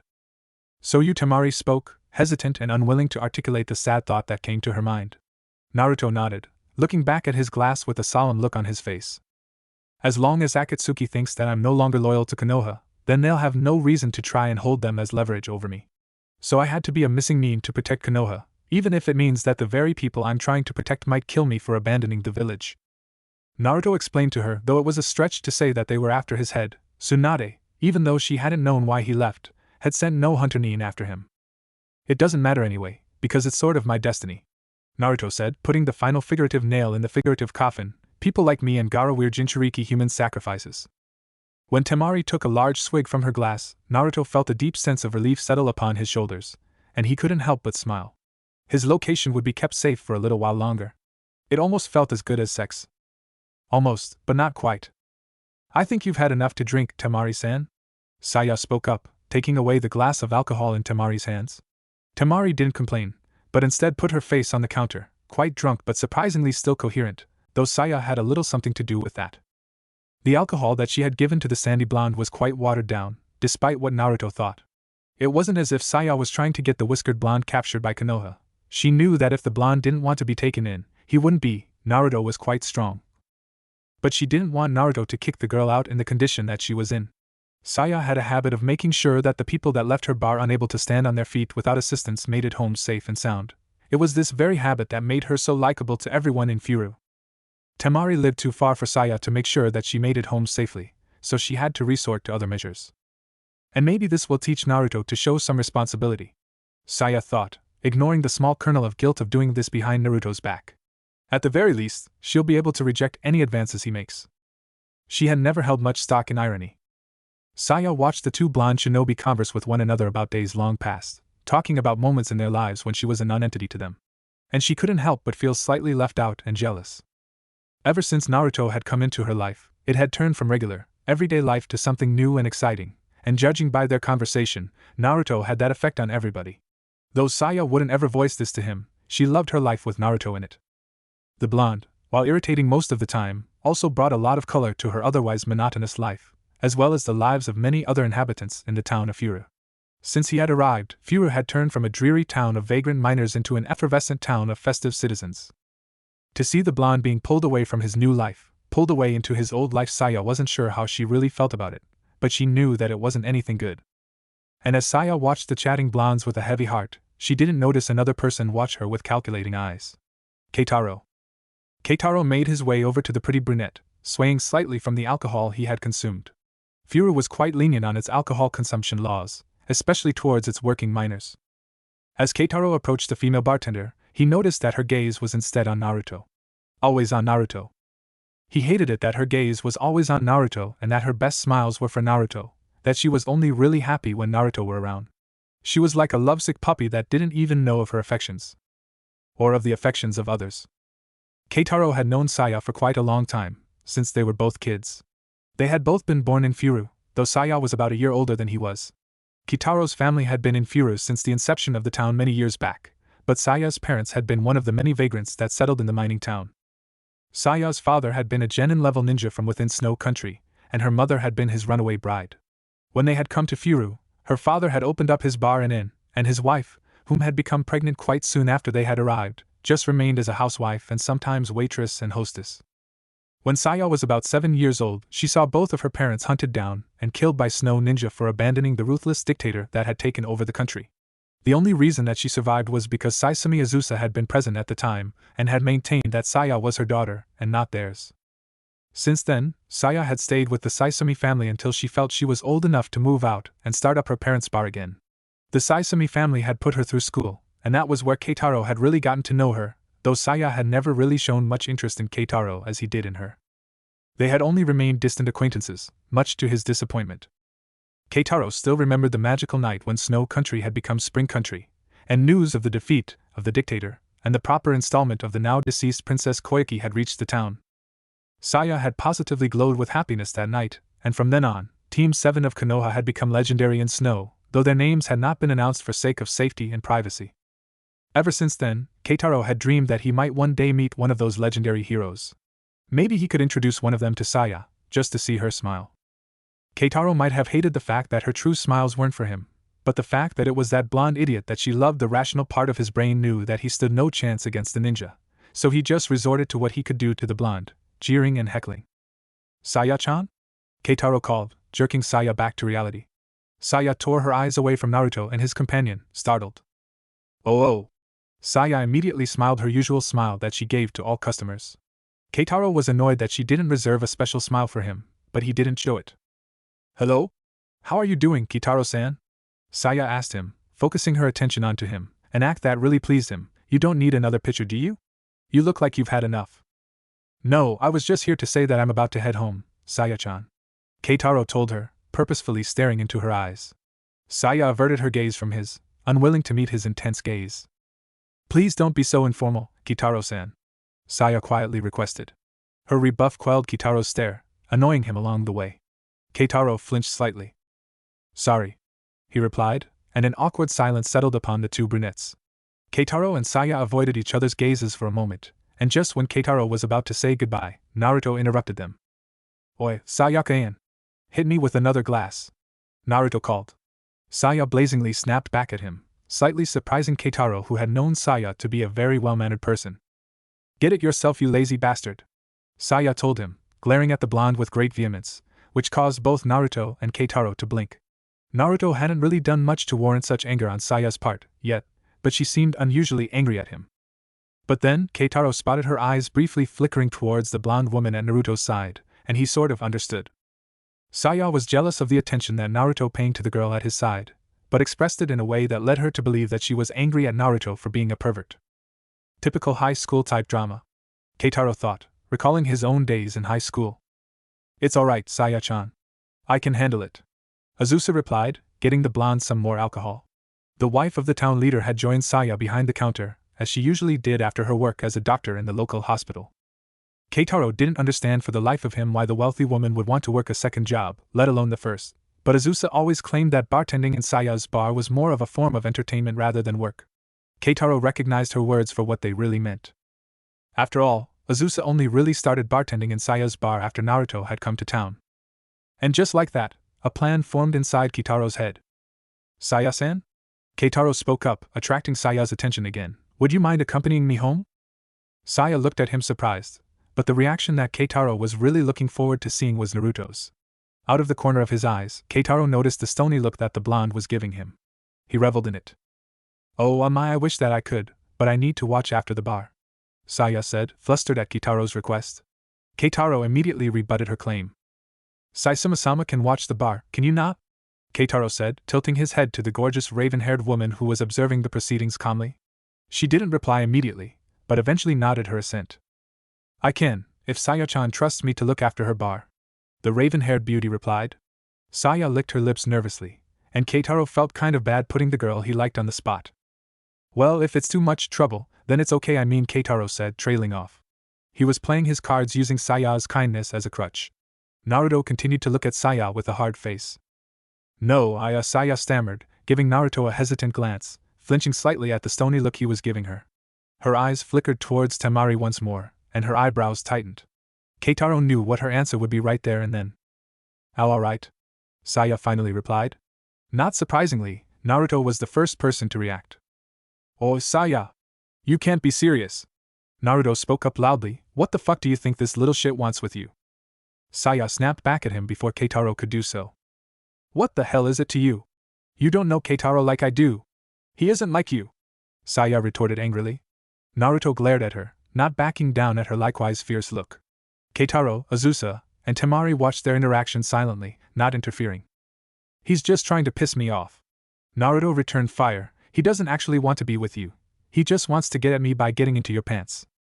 It was evidently the wrong thing for the slightly inebriated Naruto to say, as Saya's glare turned murderous.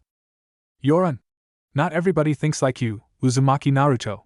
Saya suddenly screamed at him, quieting the bar rather quickly. All the patrons looked at the spectacle, not believing their eyes. Naruto and Saya did have their fair share of fights, but none of this seriousness and magnitude. Naruto and Saya glared at one another, their anger permeating in the silence. The brief period of silence was marred only by Saya's faintly heavy breathing. They continued to make eye contact, but soon enough, tears sprung to Saya's eyes. Naruto stopped glaring and sagged slightly. He hadn't meant to make her cry. She turned away from him, showing him her back as she stepped around the counter. Azusa, who was also behind the counter, just stepped out of the brunette's way and watched her go with a sad look on her face. Let's go, Kitaro-san, Saya said to Keitaro, and she walked away towards the exit. Keitaro shot Naruto a look that looked all too smug, but the brunette hurried after Saya before anything could happen between the two. But Naruto wasn't done. Saya. He called. Saya, come on. Saya ignored him, and continued for the exit. Saya. I was only trying to look for you, Naruto told her, though he didn't chase after her. He wasn't so cliché, and Temari was still with him after all. However, Saya left without saying a word to him and Keitaro followed her right out. Naruto was left staring at the exit for a moment before shaking his head. As he turned back to Temari, explaining the story, Naruto felt a myriad of emotions coursing through him. Anger at Keitaro for the stunt he pulled, anger at Saya for not seeing through it. But above all else, he just felt hurt. Hurt that Saya would just go with Keitaro like that, leaving Naruto behind. And he didn't know why. But regardless of how things had gone down, Naruto knew that Saya would be back tonight. She was a firm believer of chastity, after all. Perhaps after he got Temari settled in one of the spare rooms, he would apologize to her and try to make things better again. It wasn't like they could get any worse. Naruto woke slowly, soaking in the warmth he felt around him. He yawned slightly and blinked his eyes a few times, shaking off the sleep. Only then did he notice that there was a body next to him under the blankets. A naked body. A naked female body. A naked female body next to his own naked body. A naked female body hugging up against his naked body. Oh yeah, I scored last nigga, oh my god. Oh shit. Oh shit. Naruto's thoughts turned from self-congratulatory to panic as the memories of last night came flooding back. Memories that were both awesome and also absolutely terrifying at the same. Beside him, Temari shifted her head looking into his eyes, feeling him wake up. She smiled at the whiskered blonde, showing Naruto a side to her that he had never seen before. Temari had certainly never smiled so coyly before. Good morning, she said, and Naruto nervously smiled back at her. Mornin', he replied easily. He was thinking something far more different. I am a fucking retard. If Gaara finds out about this, he's going to fucking murder me. Naruto thought frantically, I am so dead. I had Temari started, referring to their activities the night before, but she just trailed off at the end, too embarrassed to continue.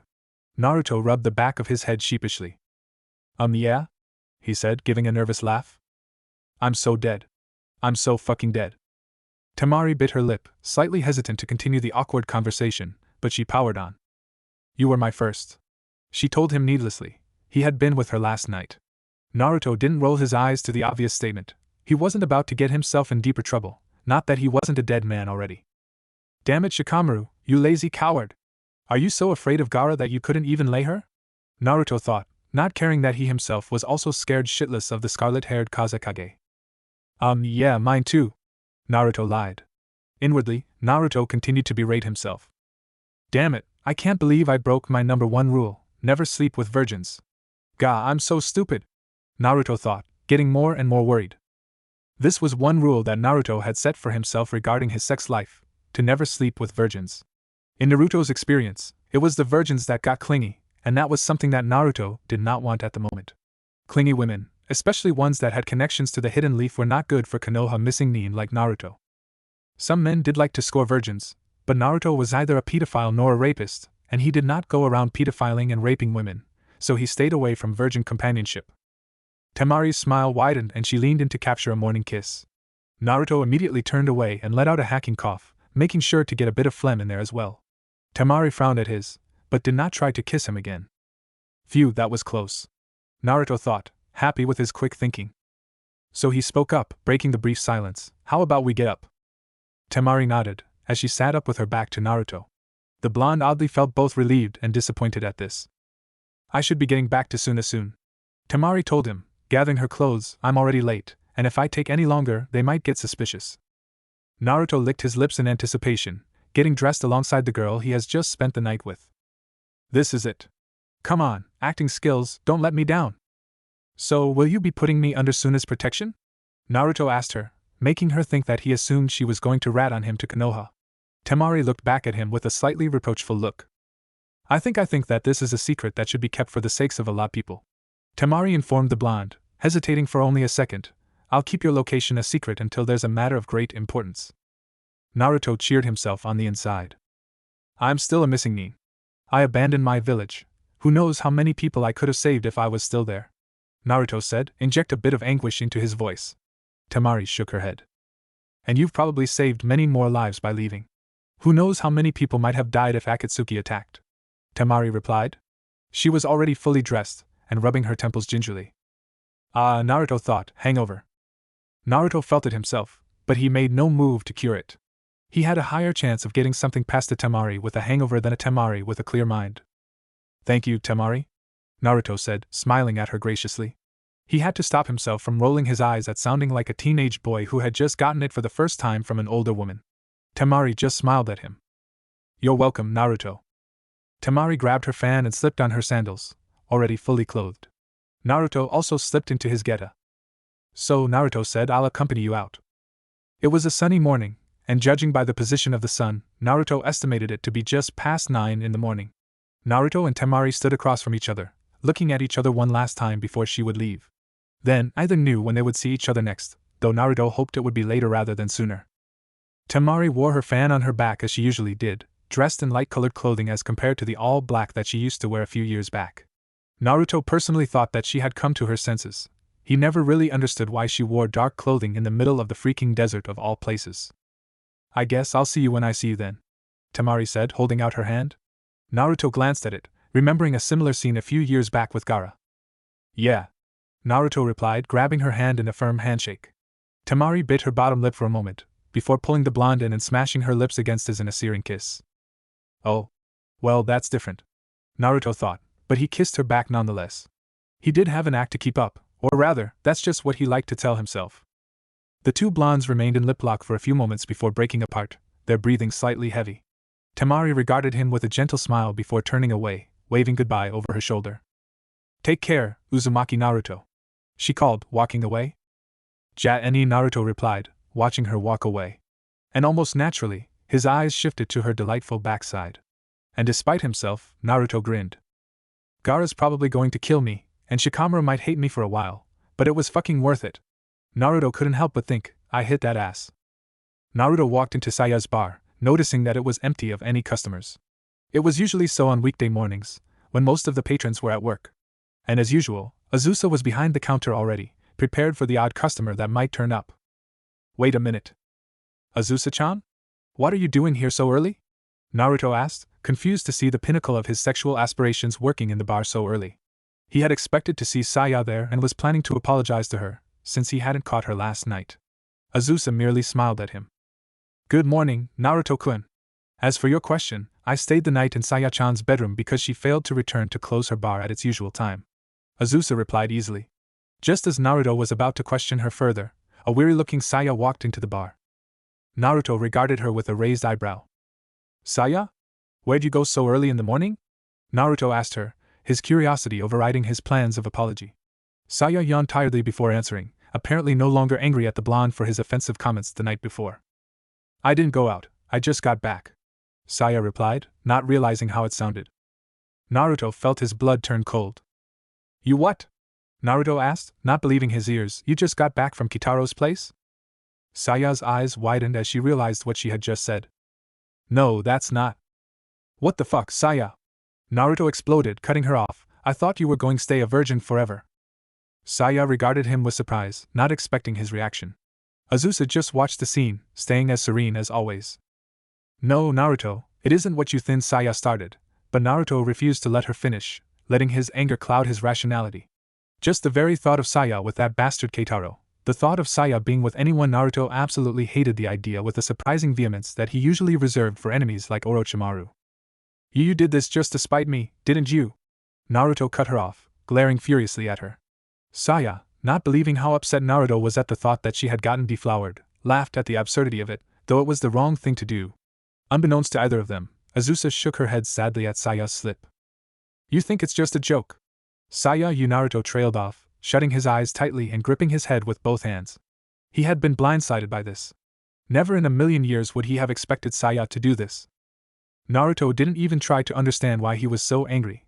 All he knew was that he was pissed off beyond belief, and that his chest felt constricting as if someone was squeezing his heart. A very distant corner of his mind reminded him that he did have his heart squeezed before, by some psycho-medic nin in one of Orochimaru's lair when he went on a mission with Jiraiya and Sakura, but he ignored that. "You fucking bitch." Naruto bit out in low tones, sounding oddly defeated. Saya looked taken aback at Naruto's aggressive comment, before she got pretty angry herself. "Shut up. What's it to you if I spent the night at Kitaro's place?" Saya suddenly shouted at him, and it was Naruto's turn to be taken aback. "Why do you care if I had sex with Keitaro?" Naruto opened his mouth furiously to reply to her, but had nothing to say, so he was just left staring at the angry brunette with an open mouth. Saya watched him with a raised eyebrow, waiting for a reply. "Nothing to say?" She continued, her voice levels falling though her anger continued to simmer to dangerous heights. Are you jealous? Were you planning on being the one to take my virginity, you pervert? Saya left out the fact that she was, in fact, still a virgin. She would never have slept with Keitaro even if her life depended on it. As a matter of fact, as soon as she had gotten to his place, Keitaro's mother, a woman that Naruto had slept with, had invited her in and the two stayed up all night chatting amicably until it was late enough that she insisted that Saya stay the night, which the brunette reluctantly did. Naruto felt shaken that Saya would think such things of him. No matter how flexible Naruto's moralities had become, he never planned maliciously against his friends, and it extremely hurt that Saya would say such a thing. But he was more angry than hurt, so Saya's insult fed his anger to dangerous levels, and his control just slipped. Wind started kicking around the blonde, blowing away the various pieces of furniture around him into the walls. Naruto glared at Saya with a ferocity that she had never seen before, and the girl quickly became frightened of what was happening, and of the look he was giving her. It was that look of terror on her face that allowed Naruto to realize what was happening, and Naruto reined in his chakra, causing the whistling winds to cease.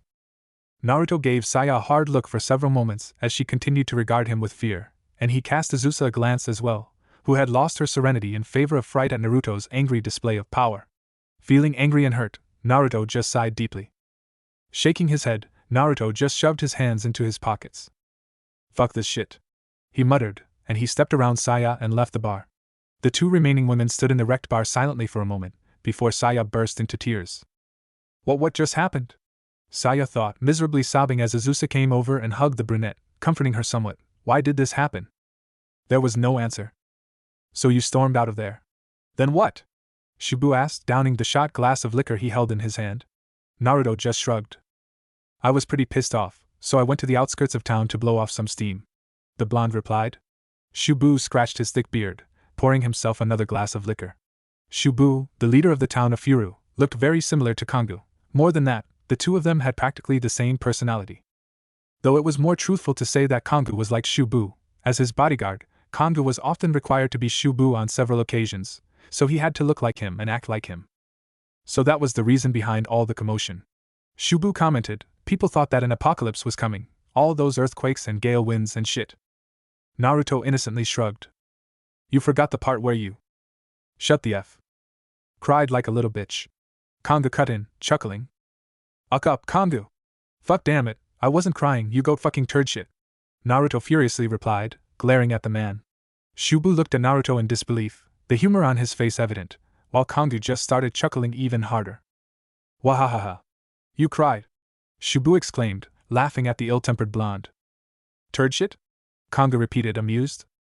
Fuck you too, Shibu, I didn't cry. Naruto said warningly, I'll fucking shit in your mouth if you don't shut up, you know I can do it. Shibu's laughter died down to soft chuckles, though he did shudder. Poor guy, said the leader of the village, shaking his head sadly, he was never the same after you shit in his mouth. Turd and shit is the same thing. Kongu commented, still amused. He never was. Naruto repeated, though it was actually dog shit. Really? Shibu asked, surprised at the revelation. Yep. Naruto responded, my shit isn't really all that flammable. Why do you know that? Kongu asked, giving the whiskered blonde a weird look. Naruto just shrugged. I experiment. Naruto replied, but that dog shit though, it melted quite nicely. It burned the inside of his mouth. The doctors had a hell of a time fixing that. Shibu said, it was pretty extreme.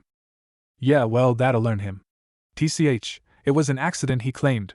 You don't fuck with me when I'm eating ramen, Naruto proclaimed, downing his own shot glass. He offered to pay for your ramen, Kongu pointed out. He didn't have no money, Naruto retorted.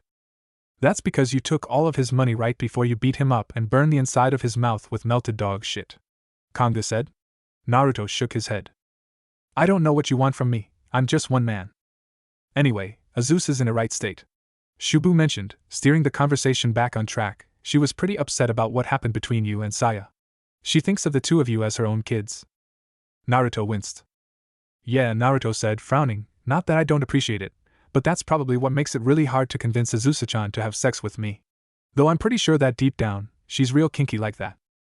Shibu chuckled. Good luck with that. She barely touched me long enough to make pho, and even then it was only because of the one kid requirement for my position. Shibu informed the blonde, and we haven't had sex since. Hell, I haven't even seen her naked, even that one time, it was all under the covers and shit, and even then she kept her top on. I hate that through the whole shit. Why the fuck is she married to you anyway? Naruto asked. Nobody ever told me the story, and she obviously doesn't like you. Shubu shrugged. I was next in line to be leader/dictator of Furu, and I had to choose my bride. Shubu said, I picked Azusa, but she asked me to choose someone else. Her family had raised her to be refined and modest, and I was a brute, as she called me, which was pretty insulting. You said no? Naruto said, eyebrows raised, though she's right about that brute thing. I call you a fucking Neanderthal every day of the week. Shubu just shrugged nonchalantly, ignoring Naruto's bad mood. She was the hottest girl there, and I was pretty fucking horny. I don't think she was too happy when I said no. Shubu said, but stop going off topic. What are you going to do about this situation? Azusa's upset, and when she's upset, she wants me to fix it. I don't like that, Naruto. I really don't. Fix this. Oh, look at the time. Naruto exclaimed suddenly, looking at his watchless wrist and standing to leave. I'd better be going. Ah, leaving already? The fuck? Naruto spun around, only to see Fu playing with dolls behind the one-seater he had been sitting on. Fu. What, when, how long have you been there? Aren't you ninjas supposed to know when people are hidden near you? Shubu asked. Ain't y'all ninjas supposed to know when dem paples are in AR you? Naruto snapped at him in mocking tones. Learn something about the world you live in, you fucking hick. Shubu raised an eyebrow, and Naruto ducked his head. I never was good at that always aware of things around you shit, Naruto admitted, before turning his attention back to Shibu's daughter. Fu! Naruto exclaimed, pointing at her, I haven't forgotten about you. What are you doing here? I was playing with my dolls. Fu told him, showing Naruto 2 dolls. He noticed that the male had blonde hair and the female was a brunette. Somehow, I get the oddest feeling that those dolls are supposed to be me and Saya. Naruto thought bemusedly. Is it true that Naruto Niken and Saya Nichin got into another fight? The girl asked the whiskered demon container. Of course not. Naruto easily lied to the little girl that adored him so much. Why would you think that? Well, you were just talking about it with Dad and Kongu. Fu replied. Naruto furrowed his eyebrows. Exactly how long were you in here? Naruto asked her. Fu shrugged. I followed you in. She replied, what's a turd shit? Naruto winced at Fu's repetition of his expletive. Shit, Azusa's gonna fucking kill me. Naruto thought worriedly. Never you mind. But kiddo, don't worry about me and Saya. All friendships have rough patches. We'll be back to normal soon enough. Naruto told the young girl. Inwardly, he wanted to believe his own words, but found himself thinking that perhaps things between Saya and he might not be the same ever again. Good, because you and Saya Nichin are going to get married, and then you can be my new dad, Fu declared. Naruto felt a painful stab in his chest at thought of marriage. Shubu gave Fu the middle finger. Fuck you too, kid. He gruffly told his daughter, grabbing a cigar from the table and lighting it up. Fu innocently shrugged. Is it friendships or relationships that have rough patches? Kongu wondered, gathering everyone's focus. Why do you care so much that she had relations with Keitaro? Despite all his crudeness, Kongu was quite attached to Fu, as he often spent much of his time as her personal bodyguard when he wasn't guarding Shubu. He often toned himself down around the young girl. Naruto didn't know the answer to either question, so he responded in the only way he could think of. Azusa couldn't kill him twice. Shut the fuck up, you wad. What do you know? You haven't gotten laid for over 2 months. Naruto said to Kongu, who lowered his head in embarrassment. I just recently had a 13-some with 12 hot-ass women. Then Naruto turned to the silently smoking Shubu. And you, don't even bother saying anything. I have a better chance of fucking your wife than you do. You frigging suck, dude, Naruto said to the man, who held up both hands as a sign of peace. You people piss me off, Naruto proclaimed, scowling angrily. Except you, Fu, you're awesome. But I'm still getting the fuck out of here. All 3 of the other occupants watched him storm out in silence. After he left, it was Shubu that spoke up first. He really is upset about this whole Saya losing her virginity thing, Shubu said, and the funny thing is that she didn't even have sex with the boy. Azusa told me that Saya is still a virgin. He's upset, and he might not even exactly know why. Kongu said, not at all surprised that Saya still retained her virginity. Saya wasn't the type of person that would lose something as important as that to just any person, especially to a stranger. I guess he really likes the girl, Shubu commented. Fu had already lost interest in the conversation. She had gone back to making her dolls kiss. Kongu nodded in assent. That's as obvious as how much she likes him, but that might not be the reason he's pissed off. Kongu said, he doesn't know that he likes her, but it may have to do with more than that. To Naruto, the thought of Saya losing her virginity has little to do with her having sex, and more to do with her losing what he perceives as her purity. Shubu gave Kongu an inquiring look. Once, when he was drunk, Naruto told me that he loved someone. Kongu confided in his disbelieving companion. I know. Naruto and love don't normally go in the same sentence without pretend to be in, and to have sex to accompany them. I think Saya probably reminds him of the woman he might have loved once upon a time. Who was the woman? Shubu asked curious. Kongu shrugged. No clue. He never talks about it. Maybe a virgin sister that got raped or a virgin girlfriend that cheated on him. The bearded bodyguard suggested. Shubu decided to take it and go with it. Or an incestuous virgin sister that cheated on him. And then later got raped. I like the raped angle. Oh, maybe his mother was a virgin that got raped, and he's the rape baby. And then when he was a kid, his mother raped him, taking his virginity. Then his mother got raped again, and had the incestuous virgin rape baby sister that promised her virginity to him, but then cheated on him. And then the mother later raped that same sis. Please stop. Kongu cut in, finally having enough. A silence descended upon the two bearded men. After a few moments, Shubu broke it. So he cried? Kongu sniggered. Like a little bitch. Naruto lay back on the plush grass, staring up at the clouds rolling by in the azure sky. There was an oddly calming nature to those puffy white cream puffs, and Naruto couldn't help agree with Shikamaru about just laying back and spending his days like this. I almost regret fucking your girlfriend, Shika. Naruto thought, thinking back to when he had slept with Temari. Things had started to go south ever since the sandy blonde San Kunoichi had found him. From worrying about being apprehended by his old village, to the whole fiasco with Saya, everything had gone wrong since. Fucking hell, my life is a fucking drama. Naruto thought, raising his hands to the skies and flipping them off.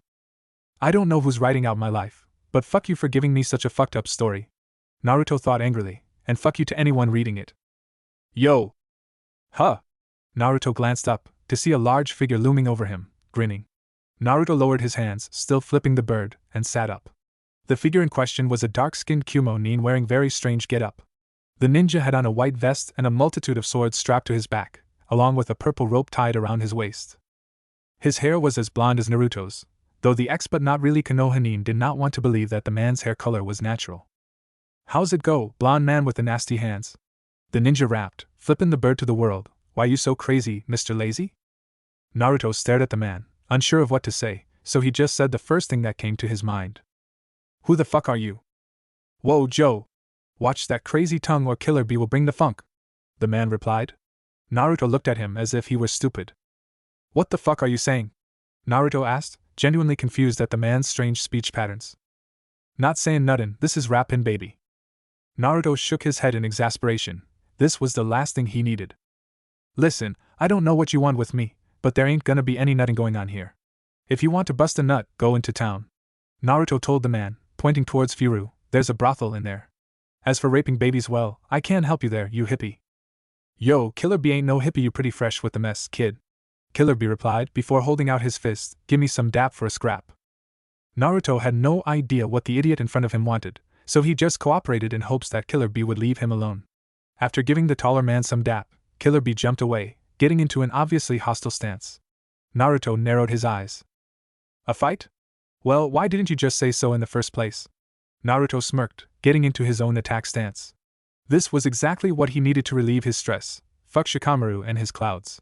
The rush of adrenaline, the pounding of flesh on flesh, the grunts of exertion. Fighting was just like sex. Naruto had a lot of built-up tension to release.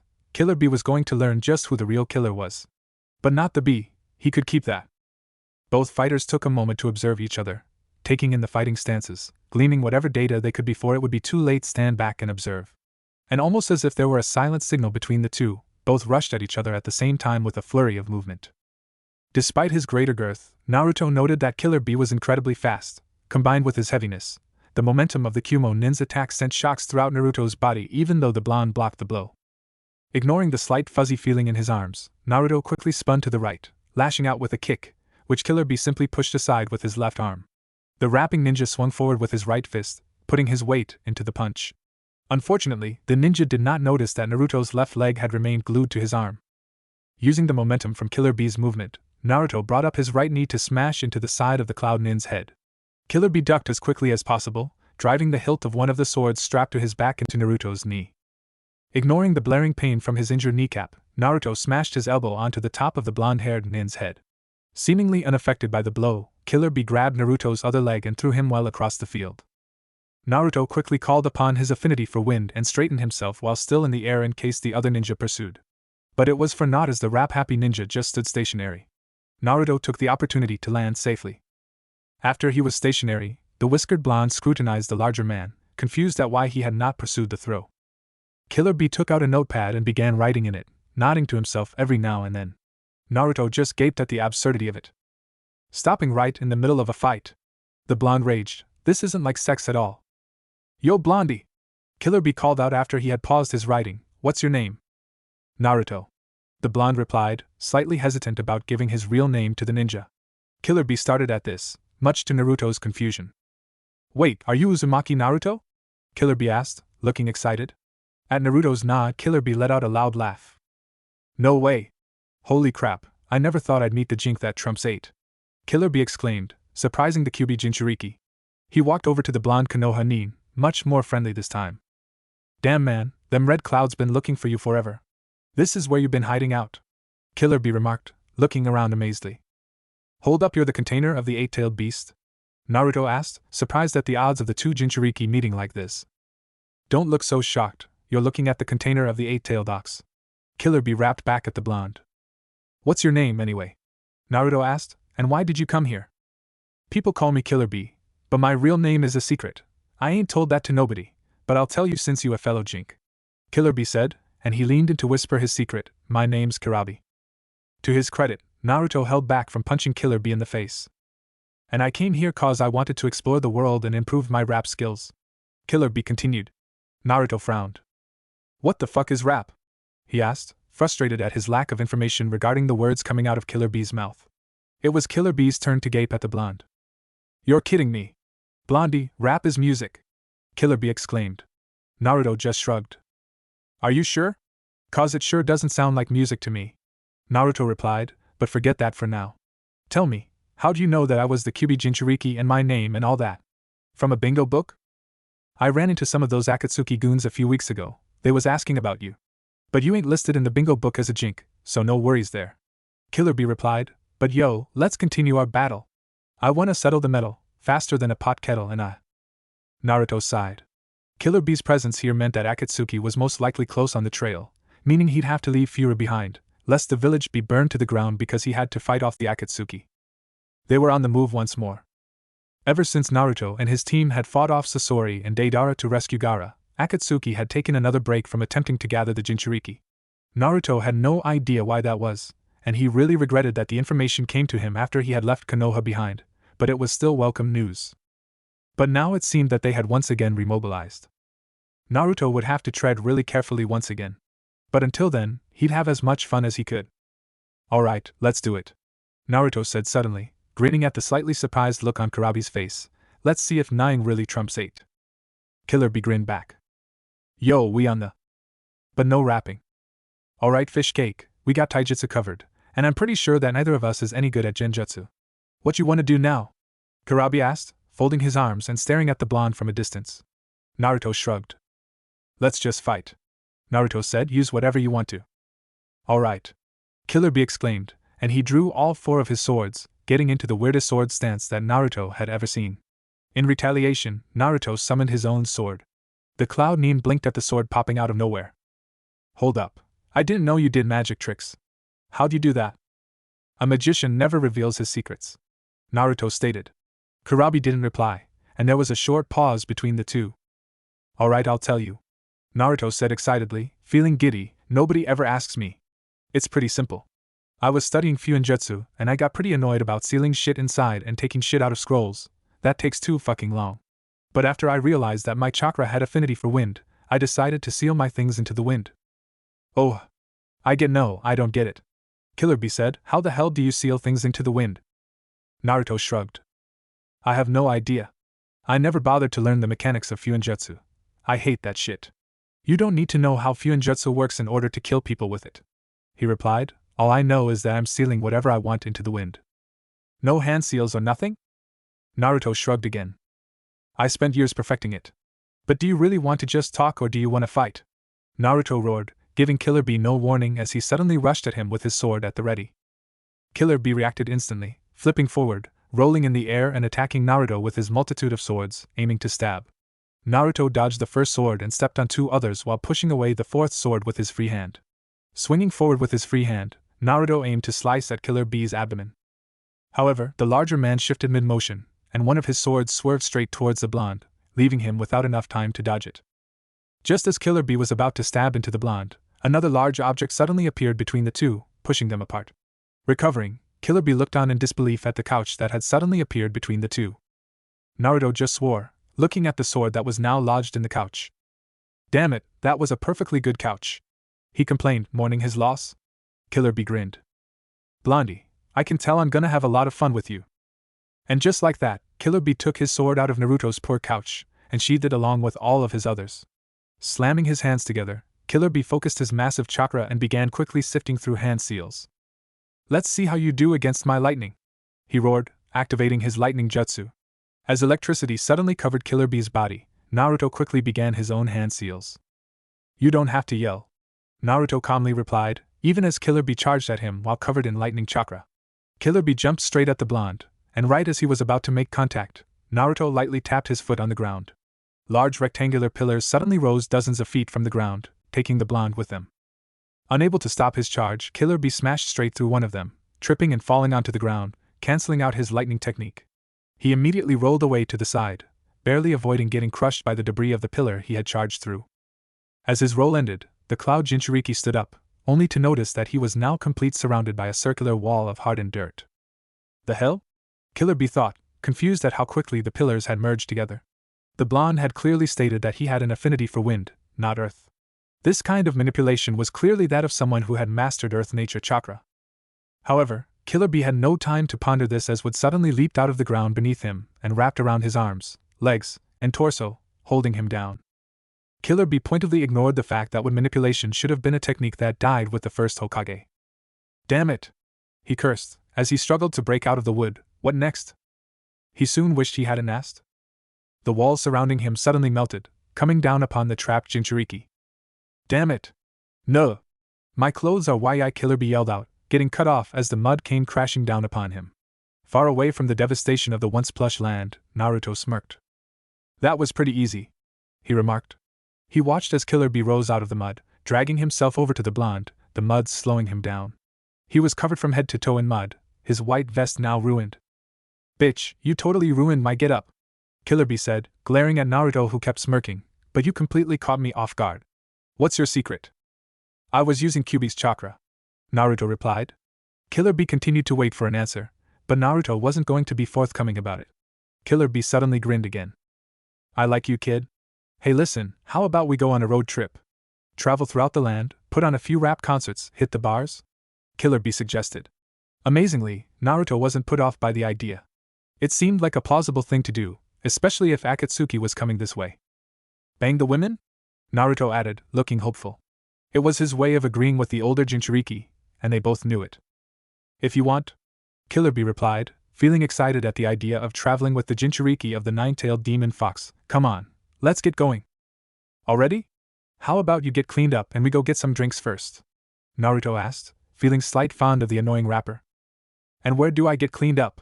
Killer Bee asked, still slightly angry at the blonde for ruining his clothes. Naruto just tapped his foot on the ground again. Killer Bee gave the blonde a suspicious look right before the ground beneath his feet suddenly split open and he fell into a pool of water. "Damn it, Blondie!" the Kyumonin yelled at the blonde, who had jumped away laughing. "See you in town!" Naruto yelled back, speeding back to the town. He felt happier than he had in a while. This road trip may be exactly what he needed to put this whole Saya thing behind him.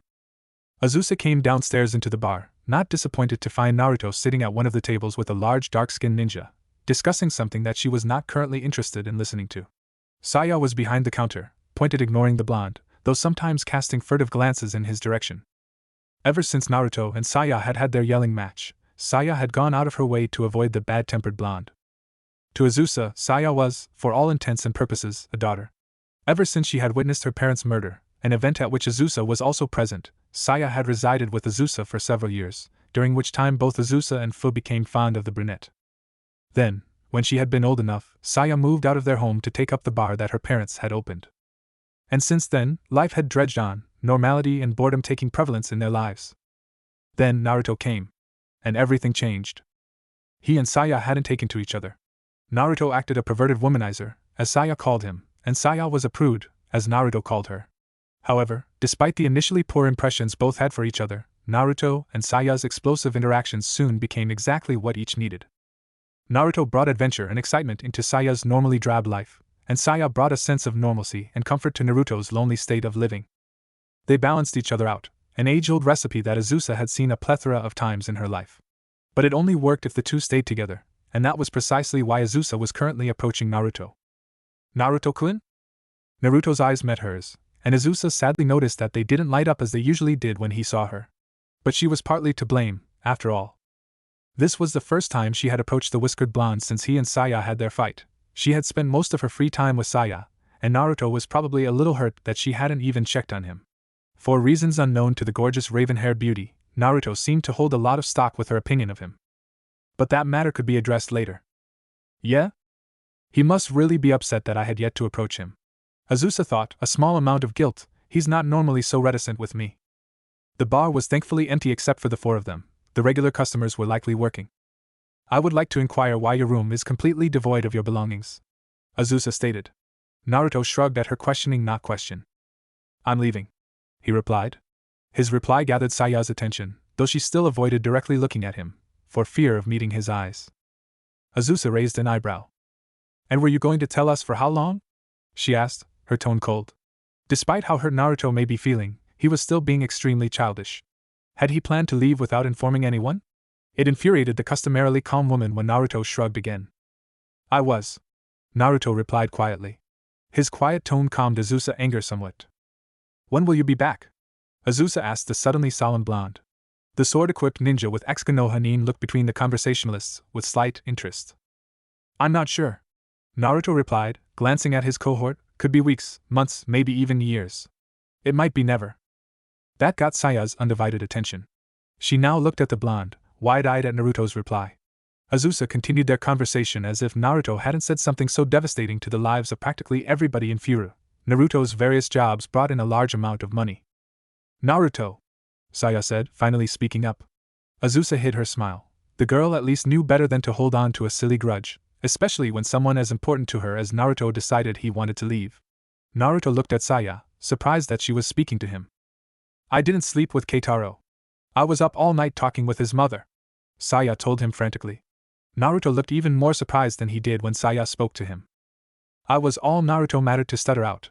He had realized his mistake. Look, you don't have to leave because of me. I'm sorry for everything that happened, but just don't leave, Saya said, sounding anxious, hopping over the counter and walking over to the small group. Naruto's surprise slowly ebbed away. That's not why I'm leaving, Naruto told Saya. Azusa's eyebrows furrowed at Naruto's reply. Then may I infer as to why you are leaving? She asked. Yo, me and Kid Wonder over here are going on a tour of the world. Killer Bee spoke up, we gonna hit it big. Ignore him, Naruto said firmly, there are dangerous people after me. If they find me here, they'd likely destroy Furu and everyone in it, man, woman, and child. Azusa felt the worry settle on her shoulders. Aren't you strong enough to handle these guys? You keep saying you're one of the strongest ninjas in the world, Saya exclaimed, looking at the blonde wildly. Naruto slowly shook his head. Not Akatsuki, they're extremely strong, and while I can probably defeat one of them on my own, I doubt that I can defeat two of them working together, and they always travel in pairs. Naruto replied, that's why it's safer to travel from place to place, so I'll be harder to track. Not to mention Killer Bee here, Naruto said, motioning to his friend. With him fighting alongside me, the two of us have a better chance at handling anything they might throw at us. Then why might you never come back? If the two of you can beat them, why wouldn't you come back to Furu? Saya asked.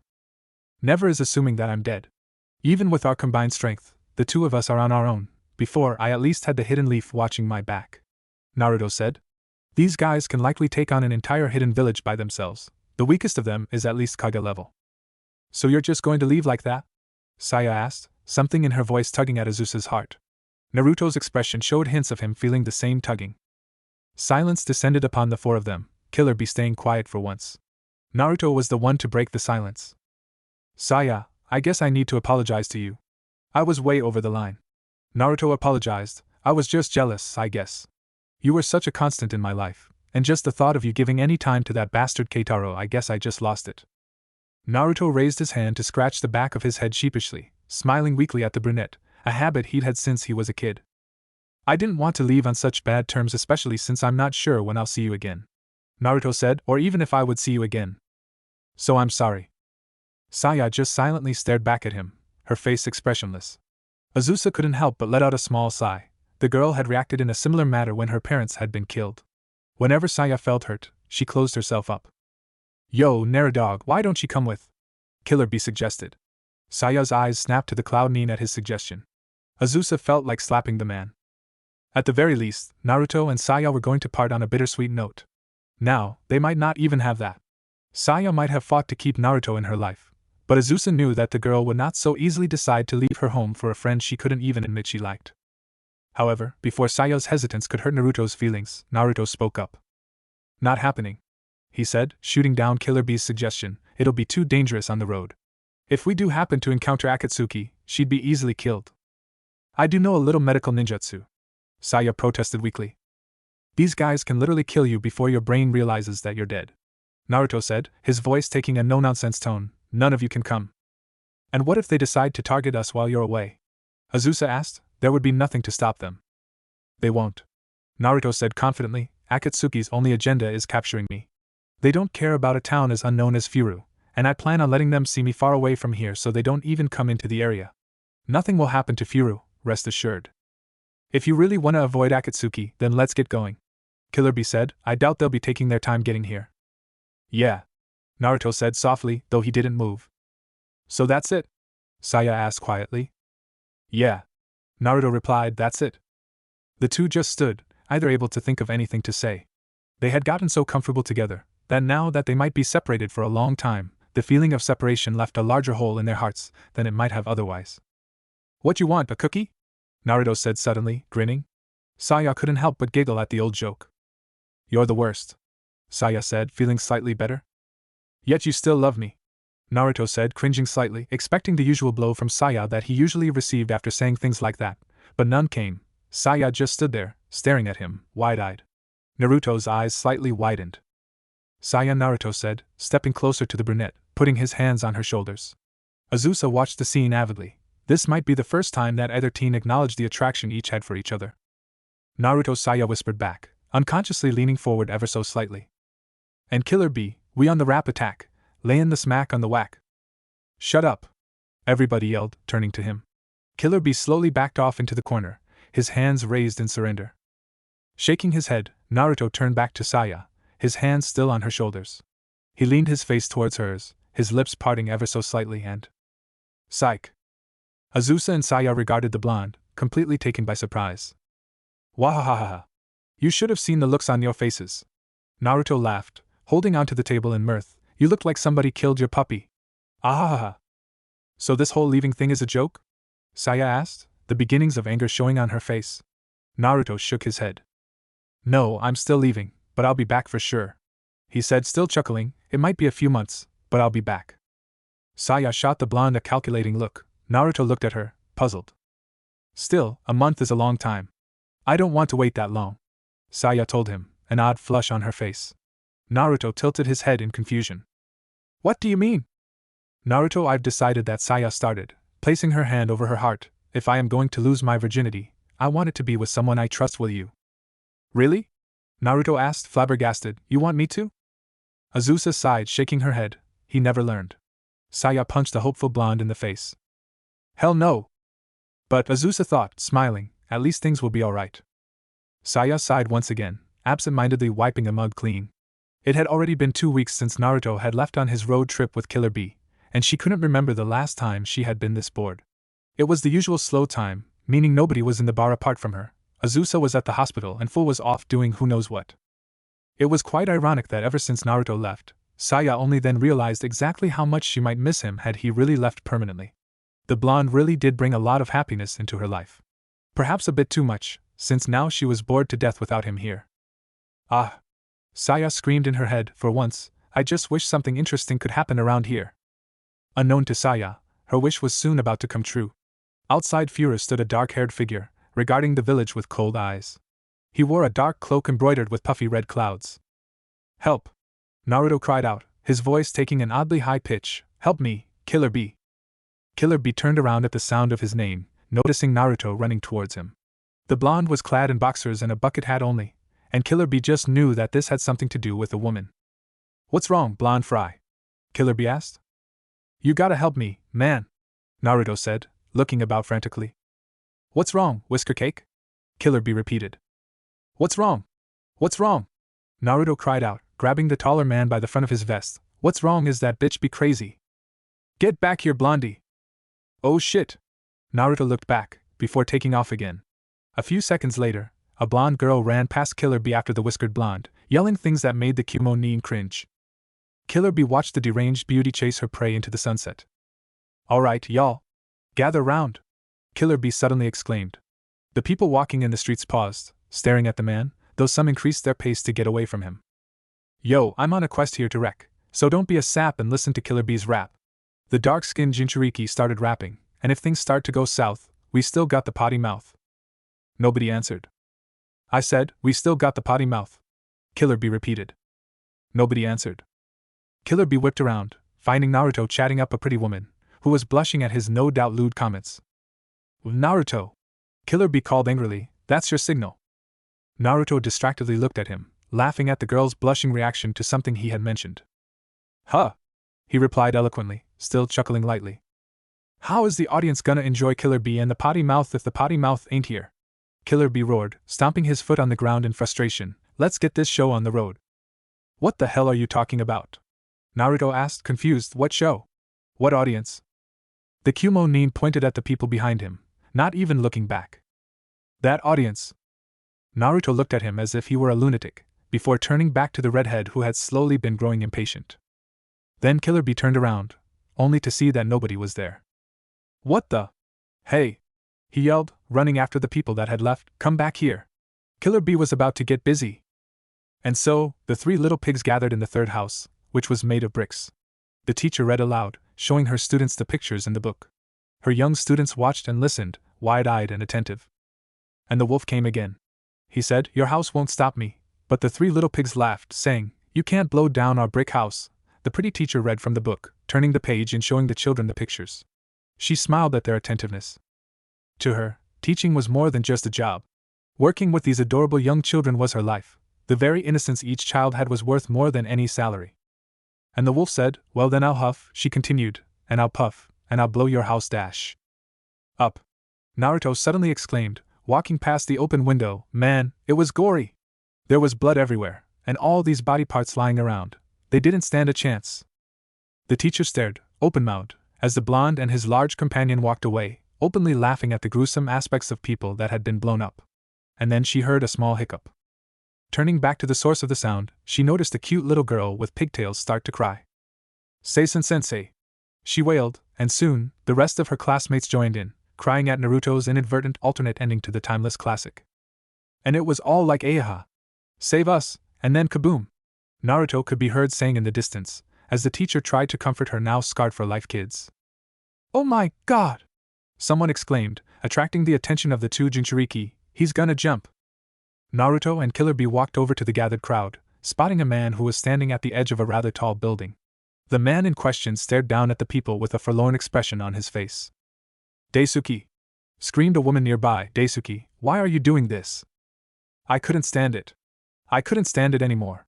I can't, Daisuke replied, sounding defeated. I can't do this anymore. But Daisuke, you're rich and happy. This isn't like you. Someone else replied, this time a man. Daisuke snarled back at him. You don't know me. You don't what it's like to be me. The distraught man screamed down. What? Naruto shouted back at him, cupping his hands around his mouth to amplify his voice. The suicidal man looked at the blonde. You don't know me. Could you repeat that? I couldn't hear you. Naruto continued to shout at the man. I said, you don't know me. Daisuke shouted back. Oh. Okay. I know that. Naruto once again shouted back. What do you mean? Daisuke asked. What I mean is that of course I don't know you. Are you an idiot or something? The woman next to Naruto violently pulled on his arm, interrupting him. Ow, what the foo? What are you doing? She furiously whispered, glaring at him. You'll make him jump. Naruto shrugged. Don't worry, I know what I'm doing. The mischievous blonde replied. Daisuke interrupted them. Don't try to stop me. He screamed down, I'm going to jump. Okay. Naruto screamed back up at him, stepping forward directly beneath where the man would land should he jump. What? Daisuke shouted. Go ahead. Naruto shouted at him, jump on down here. Daisuke faltered, shaking. A piece of paper suddenly fell from his pocket, floating down to Naruto, who snatched it out of the air. Opening it, Naruto quickly scanned the contents. A suicide note? He said to himself. After reading it, Naruto sent a quick glance at the woman who had yanked his arm. Daisuke seemed to have understood what happened. You see. Now do you understand why? Daisuke shouted, tears in his eyes. Naruto rolled his eyes before replying. Naruto shouted back, pointing to a particular word on the sheet, you misspelled useless. Daisuke let out a choked sob and a wail, before flinging himself off the roof of the building, eliciting shrieks and cries from the tentatively watching crowd. Naruto watched as the screaming man fell towards him, on a straight path for collision. The blonde surreptitiously snapped off a few quick hand seals, waiting for the man to impact him. Right before the falling man would have smacked into Naruto, the blonde took a large step back, allowing the man to hit the ground instead. Daisuke! The woman shrieked, rushing forward, pushing Naruto out of the way. To her great surprise, the suicidal man had not died on impact. Daisuke lay on the ground, groaning in pain, but otherwise fine. Wide-eyed, she looked back, only to see that the blonde had disappeared. Already a ways away, Killer Bee chuckled. Naruto sent him a sidelong glance. What's so funny? Naruto asked. I didn't know you had a heart, Cubester. Killer Bee said. I thought I was gonna have to save him, but I saw you do your jutsu. Naruto shrugged. So why'd you do it? Killer Bee asked. Naruto smirked, taking out the forgotten suicide note from his pocket. That woman was his girlfriend. Naruto replied, handing the paper to Killer Bee, and I slept with her, yeah, I got it. Killer Bee finished, shaking his head. You really are something else, Blondie. Bwahaha. Killer Bee roared in laughter, spotting a flash of blonde near the entrance of the bar. That's the guy right there. Oh, Naruto. Naruto looked over to where Killer Bee was seated and walked over. Yo. Naruto replied, what's up? Killer Bee nodded towards his seatmates, 3 other males who were riffling through a deck of cards. Join us for a game, we need a 5th. Killer Bee said. Sure. Naruto replied, but unfortunately, there was no extra chair for the blonde. Let me just get a chair, Naruto said, looking around. He instantly spotted a free chair at a table where a lone blonde woman sat, drinking from a wine glass. Already grinning, Naruto walked over. The woman looked at him with a slight smile, spotting his approach. Hey there, Naruto said, greeting the woman with a flirtatious smile. Oh, hello, she replied, smiling back. Naruto's smile morphed into a winning grin. Is this seat taken? He asked, and he saw a spark of happiness in the woman's eyes. He was probably the first, worthy, man to approach her all night. Not at all. The pretty blonde replied, watching his every move. Maybe her night might not be so bad after all. Cool, thanks, Naruto replied smilingly. Then he took the chair and left, leaving her looking like a gaping fish. Killer Bee watched Naruto standing at the edge of a building, peeking around the corner. Walking up to the blonde, the large man stopped right behind him. What you up to, Whiskers Lice? Killer Bee whispered, peed on a naked woman again? Naruto turned his head slightly to acknowledge his traveling companion. I told you that was an accident, Naruto whispered back furiously, giving the Kumonin the evil eye, and I'm playing a prank with my Kage Bunshin, check it out. Killer Bee watched the scene unfold, as the Naruto clone ran up to a couple out for a walk with their young kids. Hey, the Naruto clone called, at which the couple turned and looked at him curiously. Naruto slowed to a stop as he caught up with the family, pretending to be breathing heavy from his run. Hey, wanna see a dead body? The Naruto clone asked. Huh? The husband replied, confused. Without waiting for a reply, the Naruto clone took out a kunai and stabbed himself, showering blood onto the horror-struck family before falling to the ground. Aowa!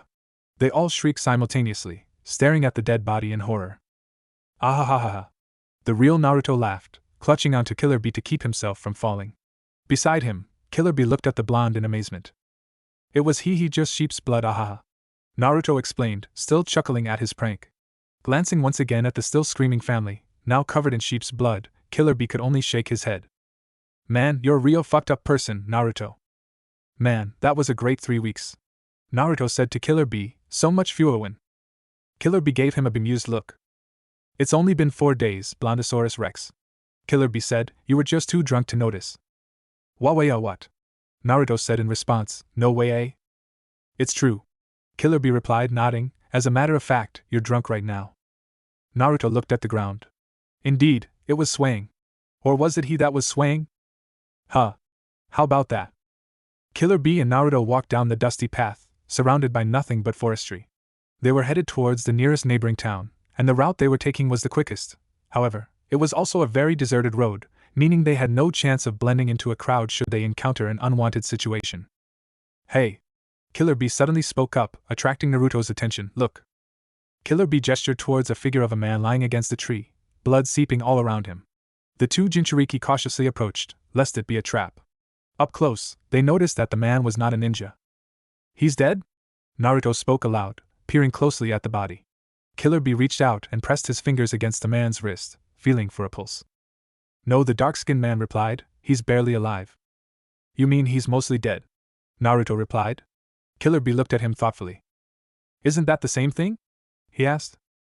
I think so. Naruto replied, tapping his chin contemplatively. I mean, if you have half a glass of water, then it's either half empty or half full. But they mean the same thing, right? Yup. Killer Bee replied, nodding his head sagely. What's that called again? Optometry and pacifism? Killer Bee snapped his fingers in recognition. Yeah, that's it. He said, Naruto, you're such a pacifist. Shut up, you damn optometrist. Naruto joked back, so, what should we do with this mostly dead guy? I guess we should rush him to a hospital. The man suddenly convulsed, causing both ninjas to jump back reflexively. It was just in time as well, as the man suddenly exploded. The two Jinchurikis watched the scene with no small amount of surprise. Well, Naruto slowly commented, I guess he's completely dead now. That's pretty disgusting. Killer Bee said, I wonder why that happened? Naruto shrugged. Maybe it was a trap, the blonde suggested. Killer Bee nodded understandingly. Then should we just be standing around here? He asked. Probably not. Naruto replied, but hey, what can you do? We can't just not stand. True.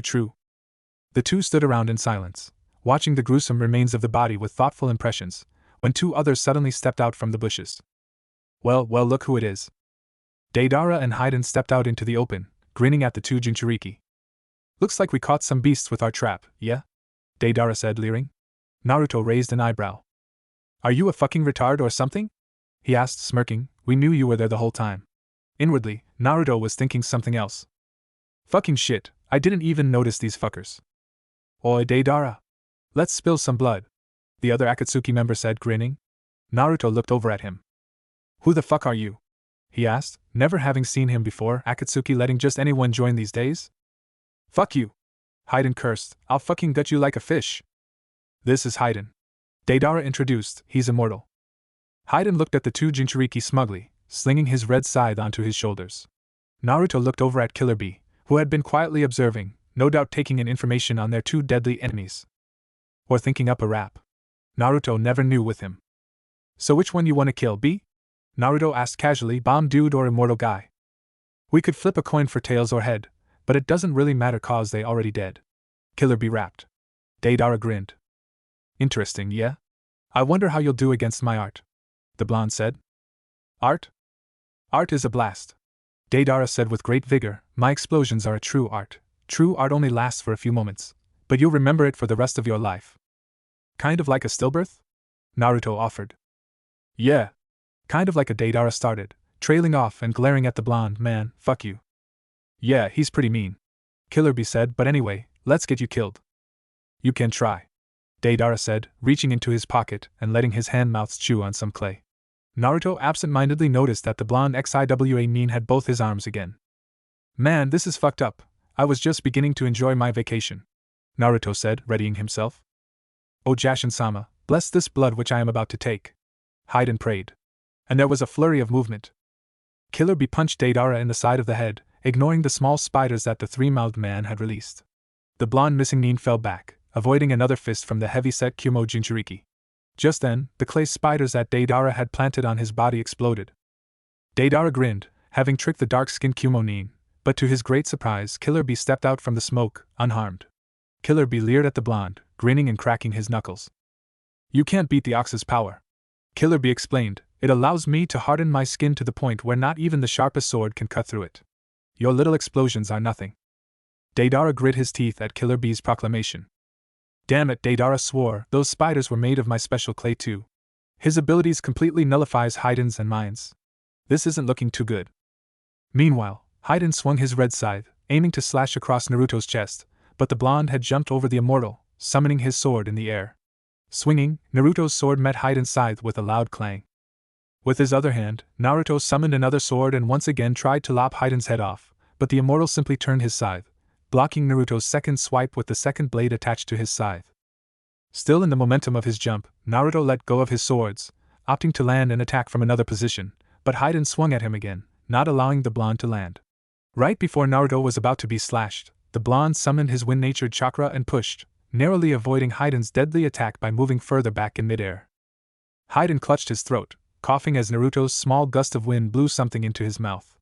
Instead of opting to cough up whatever had gone into his mouth, Naruto watched the scythe-wielding immortal swallow it instead.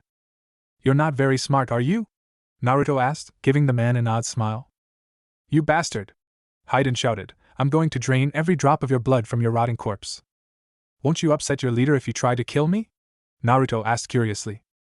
"Fuck him!" Haiden cursed, he ain't been the same since that orange-masked motherfucker turned traitor. If the blonde Jinchuriki found that information to be important, he didn't show it. "Well, you've already lost," Naruto said. "Fuck you! I'm immortal, I can't die," Haiden replied. "Well, then have fun living in pieces," Naruto said. Haiden looked at him, confused. "The hell are you talking about?" the perpetually enraged Akatsuki asked.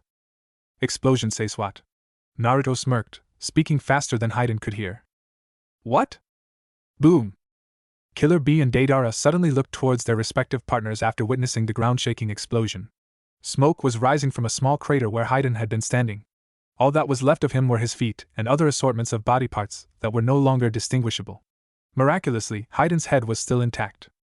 And it was also still alive, and cursing up a storm at the blonde Jinchuriki. "Fuck you! I'll fucking idiot," Naruto said, turning his attention to Killer Bee and Deidara. "He swallowed my bomb. I think it's safe to say that he just got." "Don't say it," Killer Bee said suddenly. "Naratown. Bastard. Just wait till I." Killer Bee turned back to Deidara, shaking his head at Naruto's joke, who looked between the two Jinchuriki, unsure of what to do. The Kumo Jinchuriki spoke first. "Now then, it's your turn to die, and Killer Bee will be the guy." Deidara glowered at him. "I'm not as easy to defeat as Haiden," the ninja said. "Besides, who says that I'm really here?" "Fuck you, Deidara. Get my body back, you." Naruto's eyes widened at his proclamation. "Bee, get away!" he shouted, gathering Killer Bee's attention. "It's a bomb." The Deidara clone suddenly puffed up and started glowing, cracks and fissures running up and down his body and face. Killer Bee looked back at Deidara in surprise. "Oh sure." Kaboom! "Well, he's gone," Naruto commented, speaking of Deidara. Killer Bee nodded sagely. "He was pretty weak," Killer Bee said. "I could have killed him easily."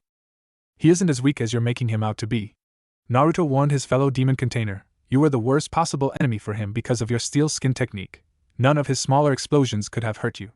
But generally, he's pretty strong from what I remember." "What about this guy?"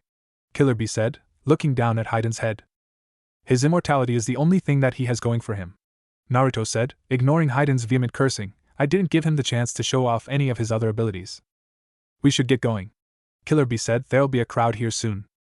"Yeah," Naruto replied, before looking down at Haiden's head, grinning evilly. Haiden paused in his cursing, getting a foreboding feeling. "Actually, you go on ahead and I'll catch up," Naruto said, the mischief in his voice evident. "I need to take a leak." Killer Bee left, grinning and shaking his head fondly. "Hey, that guy. Hey, no. What the fuck are you doing? No. I'll fucking kill you. No, Don a half." Saya looked fearfully at the spinning crimson eyes. I can't believe it's going to end like this." Tears trailed down her cheeks. The dark-haired man brought out a kunai, clearly meaning to end her life. Around them, the village of Furu burned. "I want to see you again." The man's arm blurred towards her face. Saya instinctively shut her eyes. "Naruto!" There was the disgusting sound of a kunai piercing flesh. Then darkness. "Naruto!" Naruto shivered. Stopping suddenly, Naruto looked behind him, the direction at which Furu was located. Beside him, Killer Bee also paused, looking at the blonde curiously. That sounded like Saya, Naruto thought. "What's wrong, potty blonde?" Kurabi asked. Naruto shook his head. Nothing. Naruto replied, must have been my imagination. Let's go. And he kept on walking, leaving Fury behind him. Once in the next town, Naruto immediately spotted his next sexual conquest. Though he could only see the back of the dark brown-haired woman, the slim figure, despite being covered up modestly, assured him she was likely drop-dead gorgeous. He stepped beside her, slipping his arm around her shoulder. Hey there Gorjo, oh my god, you're Niji. Niji stepped away from the blonde, shrugging off the blonde's arm, gaping at him. Naruto! And Niji! Niji took a single step back, surprised at the sight, not having seen the blonde for years. The two eyed each other in shock, but it was Niji that spoke first. Vaginal sex? He blurted out. Naruto's mouth popped open, before closing, as he gave the white-eyed man a confused look. What? Niji shook his head. I mean, I don't swing that way, Niji said, shuddering. Killer Bee took the time to properly introduce himself. Wahahoho! The dark-skinned Chunin laughed, bent over and slapping his hands on his thighs. He thinks you're. Ahahaha. Naruto gave his fellow Jinchuriki an annoyed glance before turning back to the misled Hyuga. Oh no, it's not like that. Ahaha, I thought you were a girl. Uzumaki Naruto is 100% straight. Naruto said, laughing awkwardly. At Naruto's words, Niji visibly relaxed. It was then that Naruto truly realized the situation he was in. Ah shit. It must have been visible on his face, because Niji seemed to have realized it as well. Naruto was quick to jump to his base plan. It's good to see you, man. Naruto exclaimed. Niji smiled and nodded. Likewise. The Hyuga ninja replied, however, you will be coming back to Konoha with me regardless. And the gig is up. Naruto thought forlornly. But he would die fighting. What if I told you that Konoha would blow up if I went back? Naruto said. Niji shrugged, easily smelling the bullshit. Then, we'll have to build a new village. Niji replied before turning to Killer Bee. Who are you? Yo, my name is Killer Bee, and as you can see, I am a Chunin and I was born to win. Kurabi rapped. Naruto shook his head. Ignore him. He's just some no-talent bum that started following me around. Naruto said, hiding a grin as Killer Bee gave him an annoyed look. So what brings you to the town of? The whiskered blonde paused, and looked at Killer Bee. What's the name of this town anyway? He asked. Killer Bee shrugged. No clue, came the shrugging reply. Naruto turned back to Niji. The town in which I will undeniably get some. The blonde told his old comrade, smirking. Niji smirked back. We'll see if you will undeniably get some when we return to Konoha. Niji replied, causing Naruto to flinch slightly. Anyway, it no longer matters why I'm here. Now that I have found you, my new first priority is to get you back to Konoha. I'll be killed. You only have a C-class bingo book rating. I'll be tortured. I doubt Tsunade-sama will let that come to pass. I'll be raped. No doubt you will enjoy it. I'll be. This is getting old really fast, Naruto. Niji interrupted, frowning. Now come, we must gather my teammates. Naruto shuddered at the mention of Niji's teammates. Does Lee still wear that really gay outfit? Naruto asked, shuddering again. Niji nodded. Both he and Guy-sensei. Niji replied. Then, both he and Naruto shuddered. By Guy, do you mean Mato Guy? Killer Bee spoke up. Niji nodded in confirmation. Then Killer Bee shuddered. I've seen that guy before. Bee has never seen a man that likes such tight clothes. He said, shuddering again. You think that's bad? Naruto replied, whimpering. His student wears the same type of clothing. And they hug. Naruto, Niji, and Killer Bee all shuddered together. I feel like I'm forgetting someone else on your team, Naruto said, stroking his chin in thought. Niji shrugged. And they didn't give it another thought. Fortunately, they are not my teammates for this mission, Niji said. Naruto let out a sigh of relief. He definitely didn't want a hug from Lee. Who you with? Nero asked curiously. Kurenai-sensei, Hinata-sama, and Dog Boy. Niji replied, glancing around, before taking out a pen and a scroll and scrawling something across it. He whistled and immediately, a bird swooped out of the sky, landing on the Hyuga's outstretched arm. Niji rolled up the scroll and handed it to the bird, which flew off. Naruto and Killer Bee watched him with dismay. You really are serious? Naruto declared. You're going to take me back to Konoha? Niji nodded. You can't, Killer Bee exclaimed, gathering the Jounin's attention. We were vacationing. We were just about to smack the whack with our rap attack. Naruto nodded sagely. He's right, our whack-smacking rap attacking was just about ready for cracking, the blonde said, at which Killer Bee looked at him in amazement. Hey, that wasn't half bad, Blonderella. Naruto shrugged. After watching you, I got an idea of what not to do, Naruto said, effectively killing any joy the Kumo Nin might have felt. Killer Bee hung his head sadly. Niji ignored their plight. Come, Niji said, turning, we're going to meet up with Kurenai-sensei. Can I skip out on that? Naruto asked. Kurenai wasn't always my biggest fan back in the day. No. Follow me, Niji replied, walking. Helplessly, Naruto and Killer Bee followed after him. What if I catch up with you later? Naruto asked. I gotta pop a dookie. A what? Niji asked. You know I have to drop my kids off at the pool. You have children? Niji asked, giving the blonde a raised eyebrow in disbelief. He means that he's going to make chocolate fudge brownies. Killer Bee spoke up, trying to explain. This didn't help Niji in the slightest. Why would he need to make brownies? For his children? Naruto smacked his forehead. Oh come on, man. The big brown man is knocking on my back door. You're not even inside of a house. Niji said, I don't understand you at all. Come on, man. He needs to chop a log. Killer Bee said, eyeing Niji in exasperation. Is he a part-time lumberjack of some sort? Gah. Niji. I need to audit my assets, Naruto said, emphasizing at the right part. I wasn't aware that you owned property, Niji replied, looking slightly impressed. Kirabi gave the Hyuga a suspicious glance. He's coiling a steamer? He asked, getting a feel for Niji's ignorance. Niji shook his head, not understanding. The large Kumo shinobi looked at Naruto, slightly surprised. Naruto looked back, before snapping his eyes back towards the Hyuga. I need to bury an elf, Naruto said, testing the waters as well. Niji closed his eyes and shook his head exasperatedly. Elves don't exist, Naruto. Suddenly, Naruto and Killer Bee simultaneously grinned. He wants to build a dookie castle. I have to drill for mud bunnies. We gotta be quick, cause he's going to give a dirty birth. There are some kittens I have to drown. He wants to honk out a dirt snake. I need to floss. He's going to force the duck to quack. I need to vacate the premises. He has to dig for some fertilizer. There's going to be a full moon over the troubled waters. He's going to ignite the rectal rocket. I have to plant a bouquet of brown roses. He's gotta pinch the chimp.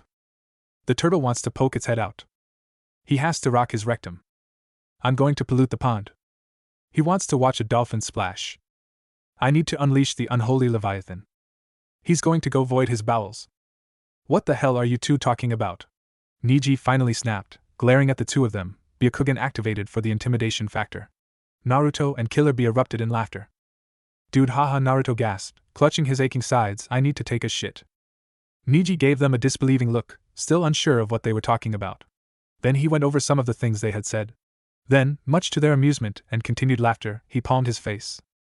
That was the most he started, but decided that some things were better off left unsaid. The trio finally reached their destination, where there were people waiting for them. Yohei Kurenai, Hyuga Hinata, Inuzuka Kiba, and an insanely large dog by the name of Akamaru. Niji Nizan, we got your message. Hinata started immediately, trailing off as she caught sight of Naruto. Naruto-kun, she thought, surprised to see the blonde. The laughter died from Naruto's face. Hinata and Naruto whispered. The two eyed each other for a moment, surprised to see each other, despite knowing about it beforehand. Nobody else spoke, looking at the two shinobi. Hinata, you bitch! Naruto suddenly spat, causing everybody to look at him in shock.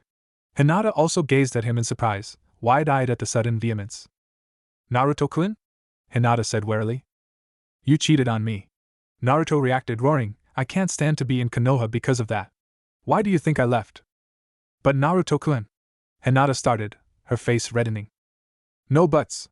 I can't be in Konoha with the one who broke my heart, Naruto said, pointing straight at the girl. Hinata watched him with a quivering lip and a shocked expression. Tears slowly sprung to the tip of her eyes. Niji interrupted once more. Ignore him, Hinata-sama. He's making it up so he doesn't have to go back to Konoha, Niji said, shaking his head in exasperation. Naruto clutched his shirt where his heart was, glaring at Niji. How can you deny the feelings that are in my here? Yeah, never mind. Nothing ever works with you. Naruto cut himself off, smoothing out his shirt. Hinata relaxed. Naruto smiled at her. Let's start over. What's up, Hinata? Naruto asked, grinning. Hinata just smiled back at him. Naruto-kun. Kurenai-sensei. Kiba suddenly cut in, sending his teacher a warning message. Kiba-kun? Kurina replied. Kiba turned to Niji. Niji! Niji nodded, tapping the side of his head, pointing at his eyes. Killer Bee suddenly shifted, clenching Naruto's shoulder. B? Naruto asked, turning his head towards the Chunin. K-I-R-A-B-I. All heads turned to the source of the shout, as Killer Bee froze in place, standing rigidly. Slowly, he turned his head to see a blonde woman with a braided ponytail. And she did not look happy. Hey, Yuji Karabi started, only to be whacked in the face with a thrown novel, titled Twilight. Naruto had never felt such hatred as he did when he caught sight of it. Don't Yujito me! Where the hell have you been? Yujito roared at him, your brother's been up my butt about finding you. What I wouldn't give to be your brother, B. Naruto commented, smirking. Yujito gave him a look. Naruto whimpered. Who the hell are you? Yujito asked, her voice immediately calm. Karabi let out a deep sigh of relief. Naruto was likely to bear the brunt of the force that the violent girl was no doubt about to give. Uzumaki Naruto, at your service. Say, how about me and you show these commoners that blondes have way more fun? Naruto said, grinning slyly. Yujito eyed him, and then looked back at the nervous bee. Huh, was all she said. What's up, Yujito? Killer Bee tentatively asked. Yujito looked back at him. I can't decide who's more annoying, you or Fishcake over here, she replied. Naruto ignored her comment. Well, Fishcake is delicious, so I'll take that as a compliment, Naruto said before waggling his eyebrows. So do you want to taste some fish cake? Yujito nodded. Hinata blushed at Naruto's comment. Definitely him, she said. Kurenai took this moment to step forward. Excuse me, Yujito-san. The raven-haired beauty said, this man is a Konoha missing nin, and we are under duty to escort him back to Konoha. It would not help us if you mauled him, so perhaps we can strike up a deal. Yujito instantly went into what Killer Bee called diplomatic relations mode. Very well. The blonde Kumonin said, what do you have in mind? Well, it seems that your target and our target have been traveling together, so perhaps both will agree to accompany our respective selves back to our villages. Kurenai offered, and we won't interfere with the other's mission. Seems like the sensible thing to do, Yujito said. Naruto and Killer Bee both hung their heads. Why do good things always have to come to an end? Naruto thought. Come on, B. We're leaving immediately, Yujito said, in a voice that allowed for no argument. Killer Bee looked at Naruto morosely. At least let me say goodbye, Killer Bee said, giving her a pleading look. Yujito sighed in annoyance, but gave her comrade-in-arms the go-ahead. Well, I guess this is it, Cubarella, Killer Bee said sadly, holding out his hand. I'm gonna miss you and your antics, man. Good luck with Konoha. Naruto shook his hand. Don't worry about me, Naruto said, grinning. Kurenai said that she was going to be my escort. Killer Bee let out a sharp laugh. Ha! Man, I'm seriously going to miss you, Bee repeated. They were still shaking hands. Yeah, man, Naruto said, but at least Kurenai-sensei is going to escort me. Karabi let out another sharp laugh. Wow, I'm gonna miss you, man. It was fun. I'm sure it'll be fun with Kurenai-sensei escorting me. Bee laughed sharply. Oh man, I'll be missing you. Don't worry, I have an escort. Ahaha. Blondie, I'm totally going to miss. Kurenai and Yujito simultaneously clobbered both Jinchuriki on the heads, sending them face first into the dirt. Shut up. Well, now that that's over with, let's get going back to Konoha, Kiba said. Akamaru barked/roared in agreement. Naruto shook his head. Before we return to Konoha, there's a place I have to go to, he told the group. Kiba eyed him skeptically. You'll just run away again. We're going to Konoha, Naruto, Kiba said. Naruto shook his head again. It wasn't a request, he said, his expression serious. Kiba's eyes narrowed at Naruto's dismissal of him. Kurenai eyed him. And if we refuse? She asked. Naruto turned his gaze towards her. It's not a matter of refusal, Naruto told her. I'm going where I need to, and if you guys want me to come back to Konoha at all, then you'll just have to follow me until I finish my business. Shut up, Kiba said angrily as Kurenai glared at the blonde. Stop acting like a tough guy. We'll just take you in by force. Hinata eyed them nervously, not saying anything. You guys don't stand a chance against me, Naruto said. Niji eyed the blonde in surprise. Kiba glared at the blonde ferociously. Oh yeah? You think you can take on all four of us? The wild man said, but Niji held out his arm. Stop, Kiba. The Hyuga male said, we'll do as he says. What? Kiba snapped out in surprise. Niji-kun. Kurenai started, but Niji cut her off. I'm still in charge, Niji said calmly. Kurenai immediately stopped complaining, though Kiba still growled. There was not even the smallest hint of doubt in his voice when he said that he could defeat all of us. Niji said. For him to be so confident, it's better not to engage him. It's best to do this without conflict. Naruto, you'll come back to Konoha after your business? Naruto nodded. It won't take long, the blonde told Niji. Then, let's make haste, Niji said. Kiba huffed angrily, but didn't press the matter. Kurenai didn't reveal her feelings on the matter anymore. Where do you need to go, Naruto-kun? Hinata asked, finally speaking up. Back to the place where I was staying, Naruto replied, smiling slightly. I'd be a pretty crummy guy if I just left and didn't even tell anyone why. All four of them gave Naruto a pointed look. Oh, right, Naruto said, rubbing the back of his head sheepishly. My bad, hee. The group of Konoha shinobi slowly made their way to the town exit. Naruto idly mourned the fact that he hadn't had a chance to get any while he was here. Anyway, Kurenai-sensei, you were dating Asuma-sensei, right? Naruto asked. I was sorry to hear about him. Every time I end up taking a life, I smoke a cigarette in order to honor him. Kurenai gave him a weird look. What are you talking about, Naruto? She asked. Naruto gave her a sad look. Well, he died, didn't he? Naruto said. Everybody looked at him in shock. Asuma died. Kurenai burst out, shocked. Naruto gave her a surprised look. You mean, you didn't know?